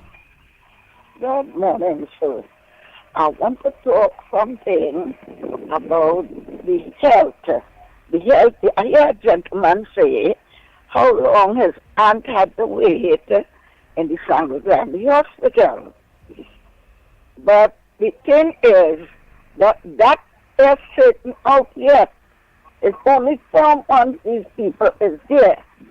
You hear? Now, it is short-staffed with doctors because doctors, they stop the gate programs. And doctors could not do from third year go. So it had nearly 200 or 300 doctors had to drop out. drop out and they had to see what they could have done because they couldn't finish medicine. So it is short-staffed in the hospital. And then every day there are more than 1,000 people in a hospital plus health centers. I will be in the hospital about 10 years now, very regular. Then accident and emergency, you have to wait because it have people who have kidney failure and they have to sit down to wait to register. It have people with heart failure, people who are on dialysis. How much people you think somebody will favor? You have to wait your turn. Yes, it has people born with plenty disabled situation, and you have to wait in accident and emergency to get registered. Because when you think you sick, it has people sick more bad than you. And you can't blame the doctors for that. Now it has doctors here, that it does have one doctor. From PNN days, it has one doctor seeing people in accident and emergency, which you have to wait 4 hours, 5 hours there. And when that doctor sees you're going level 4, or you're going into the emergency, and you have to wait there on a chair for the next 4 hours or 5 hours. When a doctor comes, they will give us what not. Now, you sometimes they don't have bed. The hospital don't have bed to facilitate these critical patients. Because I was a life-threatening case and I had to wait. Now, you have to wait till because I have bed. And now you have to wait till a specialist surgeon comes to see you. Because remember, those specialist surgeons is in surgery, there is in ward, and then they will come to see you. So sometimes it takes you a day and a night, 2 days, and then when they see you, they will know whether they should ward you or what should happen. And if you cannot wait, you will go to a private institution. That is why it's a private institution. It has private doctors, it has nursing homes. And the private institution is for when you cannot wait in the hospital. It can have rich people only. It has people who work. And they live in the little house. And there is this and that and all kind of stuff and all kind of things. And they save a little bit. And the house leaking, like Michelle. And they have it for the health. I wait, and when the doctor see me, and I see the doctor, I had to go and take all my tests private. Private. They didn't know really what's wrong with me. I borrow, and I had a little bit, and every month I will go and take private tests. Right? And that is wrong. That is wrong, Granny. You're supposed to be able to get your thing there. You don't supposed to be spending no money, no private, to get your thing. And that is something that our government had to eventually fix. The machines that break down part of that scanning. And I want to know what happened to me very fast because I don't want to wait. So I went and got it because I don't know what happened. Then there are backlog. I couldn't even get an ecogram. I had to wait 3 or 4 months to get that ecogram. So to help myself, I asked the doctor for a letter. If I want to help myself because that is my health. I telling you 2 years ago. 2 years ago. And I had to go and get everything private every month, every 2 months, because I want to see about my health, which that is wrong. That is wrong because I'm an elderly. It was a critical case, a life-threatening case. But if I wanted to help myself, I had to ask the doctor for paper and get all those tests. It took me 2 years. It took me 2 years. And then I come to get my major technical and life-threatening surgery, which had me that I cannot eat, I cannot walk, and cannot talk again. And the doctors was fighting to even do it or to give me the anesthetic. But God help me. But if you want to help yourself, that is what you have to do. Because that is how the system is in the hospital. You cannot blame the doctors. Because I see how doctors working. Doctors working round the clock. And when they have the off day, or when they have the time, they will get a team together. Thank you, Granny. They will do the surgery in the nursing home because doctors will be owing plenty money. When they finish study, they have to specialize 5 or 4 years again. So they don't leave hospital work to go to do that because I just live in hospital. So they can't blame the doctors, blame the system of the government. And those, plenty of those receptionists is cause of people delay. So you have to wait. All right. Thank you so much, Granny. Well, they try to make it short and sweet. Time passing, and a lot of people want to make it continue. Go ahead, caller. Yeah, Andy. The focus is on the Venice today, but there's a group of silent parasites that has been affecting this country regarding the foreign exchange. All these Chinese groceries and businesses that are Chinese. They are more deadly than these Venice. These Venice, they only open. The accumulation is smaller compared to what the Chinese make. And where are these Chinese money going? They are taking it back to China and foreign exchange. They have dominated the food market industry in China, their supermarket business. They have pushed out all the small East Indians and African businesses because of the overwhelming support they get from Chinese goods coming cheaply down here and whatnot. So generally, the content of all the conversation is highlighting one or two problems that the immigration department and the labor officers have to really do their work, and the minister is supposed to start to see these people going down in the nooks and crannies and locating all these foreign elements that come in here illegally and deal with them. I cannot understand how so many Chinese businesses have been established in that country. So there was a lot of uproar when it now started to come before the Venezuelan, and nothing was done about it. I am not saying that they are not illegal ones who are coming here, but in these businesses, they are hiding a lot of corruption and transferring of our national wealth and foreign exchange outside of Trinidad and Tobago. And this is some of the leakage that the money is going on. When Mr. Larry Hawaii says there's no job cut.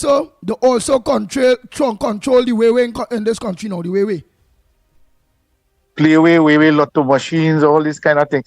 No, if they're doing a general cleanup, don't target just the Venezuelans. I agree that they have to attack the Venezuelans who are illegal here. But the Chinese is the most deadly, and as I say, the silent parasite that is sucking the blood of Trinidad and Tobago. And if they want to act with all of them, even East Indian people who come in here, act with all of them. Don't just attack one set of people. But they are the highlights now. But these Chinese was highlighted before, and nobody did anything about it. And I remember somebody put in a quote, I think on the internet, where there's a block in Port of Spain near the hospital somewhere there, where some Chinese people are living there without undisturbed by the relevant authorities. How they are there so long. So there's a lot of cleaning up to do. Let's see the government who really want to do something start letting the Minister of National Security, the Minister of Labor, get these officers going down there.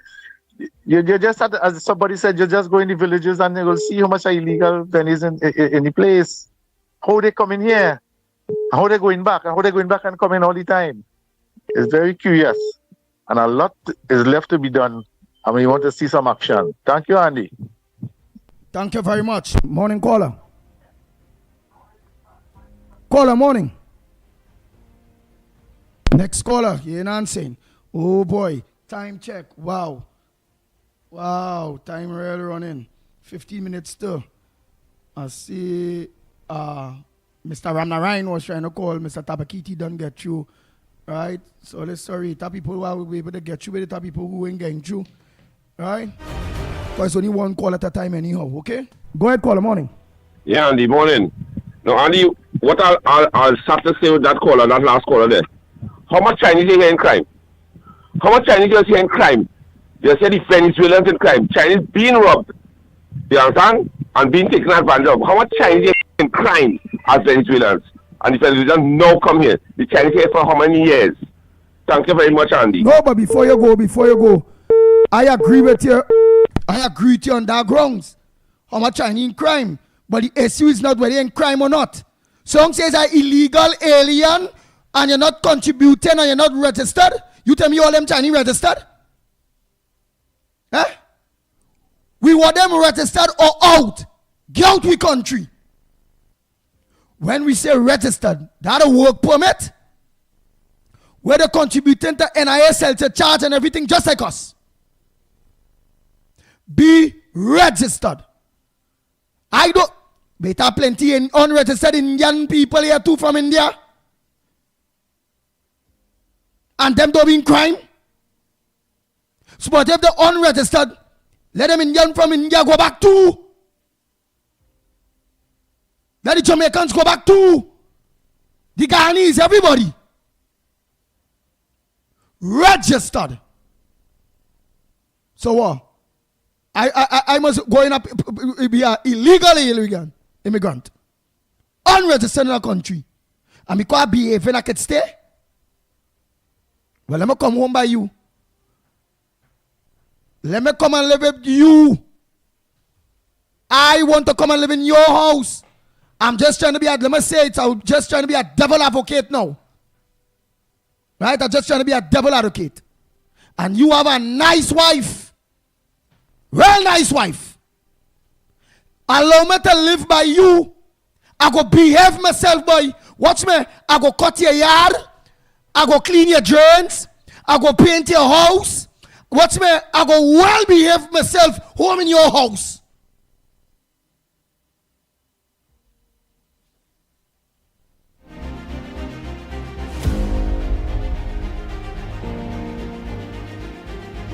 You know what will be the backlash to that, partner?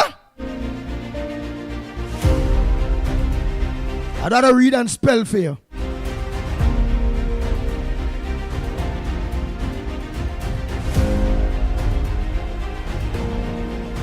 Where wife about 60? I ain't mine. They say all meat good. And then you end up having 2 daughters living home and they were over the age of 18, the 20, the 30, the 35. Better yet, partner, I'm washing your car. Well, I don't need to register because I'm going to behave in your house.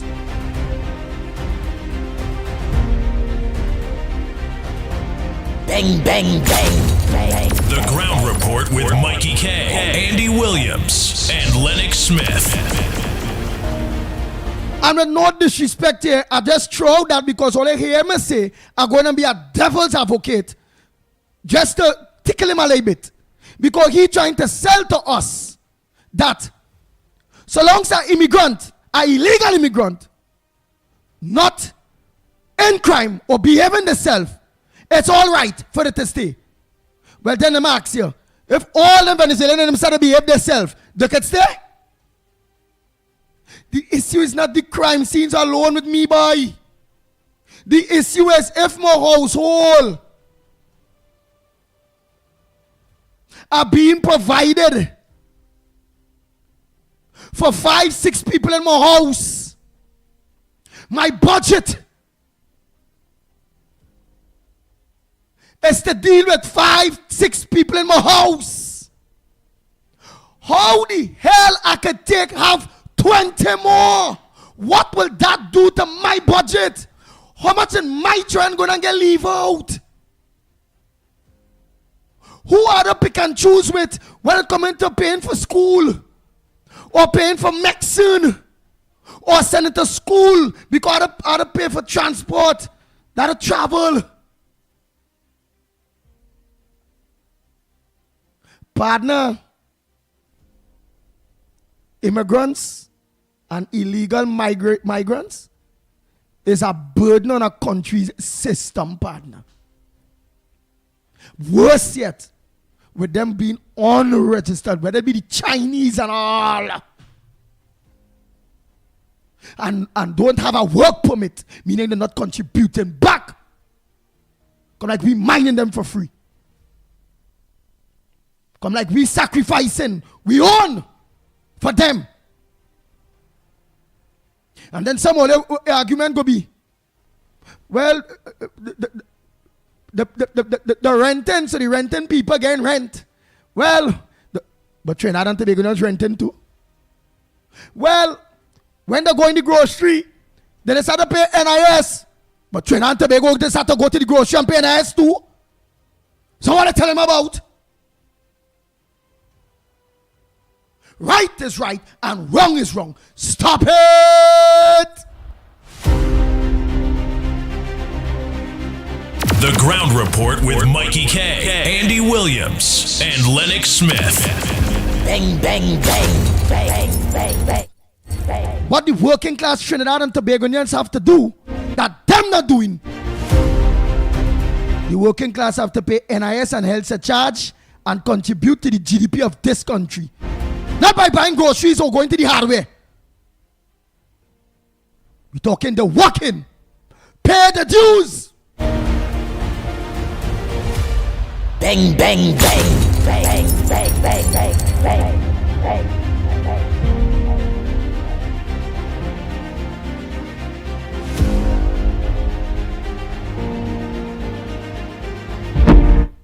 Go ahead, caller. Yes, Andy, Central here once more again. Thank you for receiving the call. Now, it's something I want to bring up again this morning, and I don't remember. You see, in the Central Zone, Andy, we need to get a permanent public health facility. We need to let the ministers and them looking into putting back the health facility in the Shaguanas main road. You see where they move out where the Shaguanas health facility was on the main road in Shaguanas? Right? We don't know what arrangement the government could probably do to get back the health facility there. It is madness to have peace higher up and peace lower down. In the case of an emergency, Andy, you have to be breaking about 3 traffic lights to bring a family member inside of the health facility. They could pass out, or either you'll have to break traffic lights to come down there with them. Right? So we ask them, right now they have it on the Ramsaran Street, right, behind of Shaguanas main road. Right? Because when you go there as well, so you have no parking space at all. You have to be seen who moving from on the road itself to get up to the parking spot. Right? So we asking our political leader, our prime minister, to please looking into that for us in the Central Zone, please. Because here we're going on, Andy, to move out that. We don't know if this is a private property or whatever it is. And they're bringing in some stores and them who selling little clothes and whatever. And a little birdie has said that these people and them like they're selling drugs up inside of it. Right? So we asking the authorities to look into that. And these people and them are making no sense inside of it.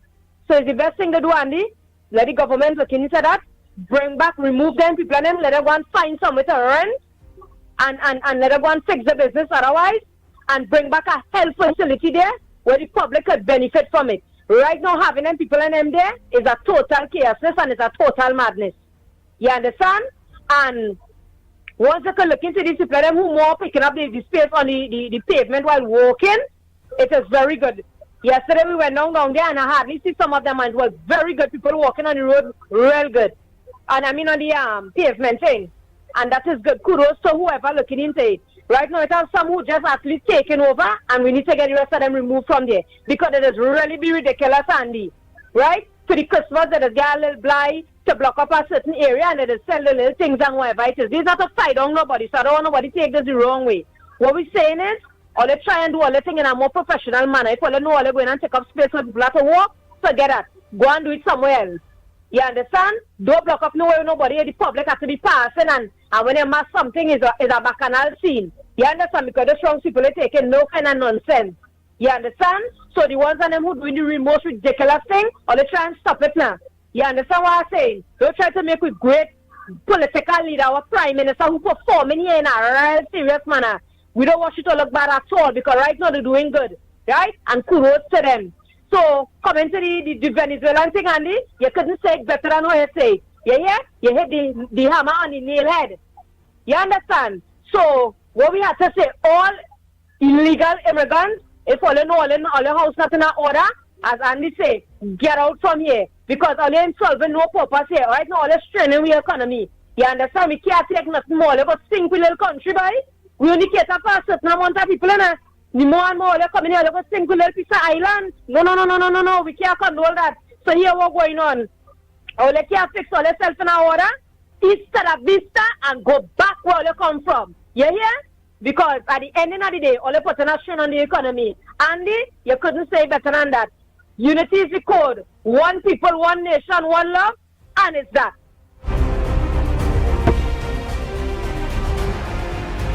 The Ground Report with Mickie K, Andy Williams, and Lennox Smith. Bang, bang, bang, bang, bang, bang, bang, bang.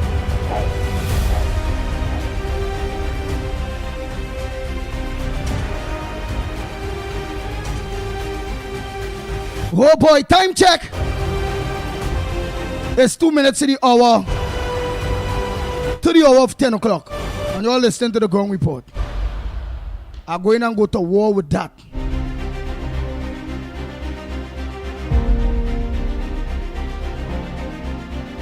We want all illegal immigrants, whether Venezuelan, whether what, whether who, register. If all you're working, get your work permits. And if not, the Minister of Homeland Defense, Roger Alexander, the head of Immigration Office, Ministry of Labor, they need to get cracking.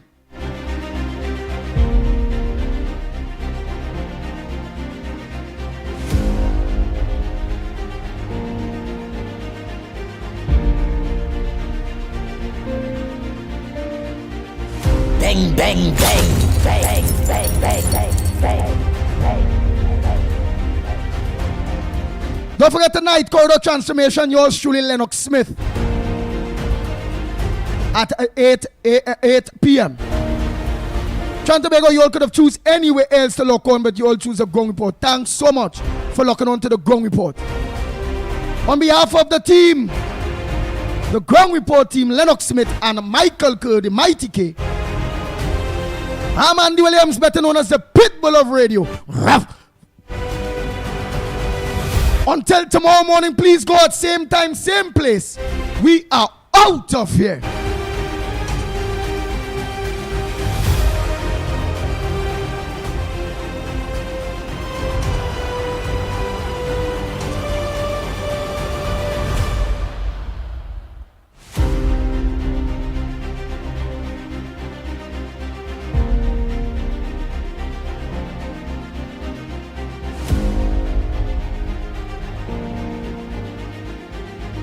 The Ground Report with Mickie K, Andy Williams, and Lennox Smith.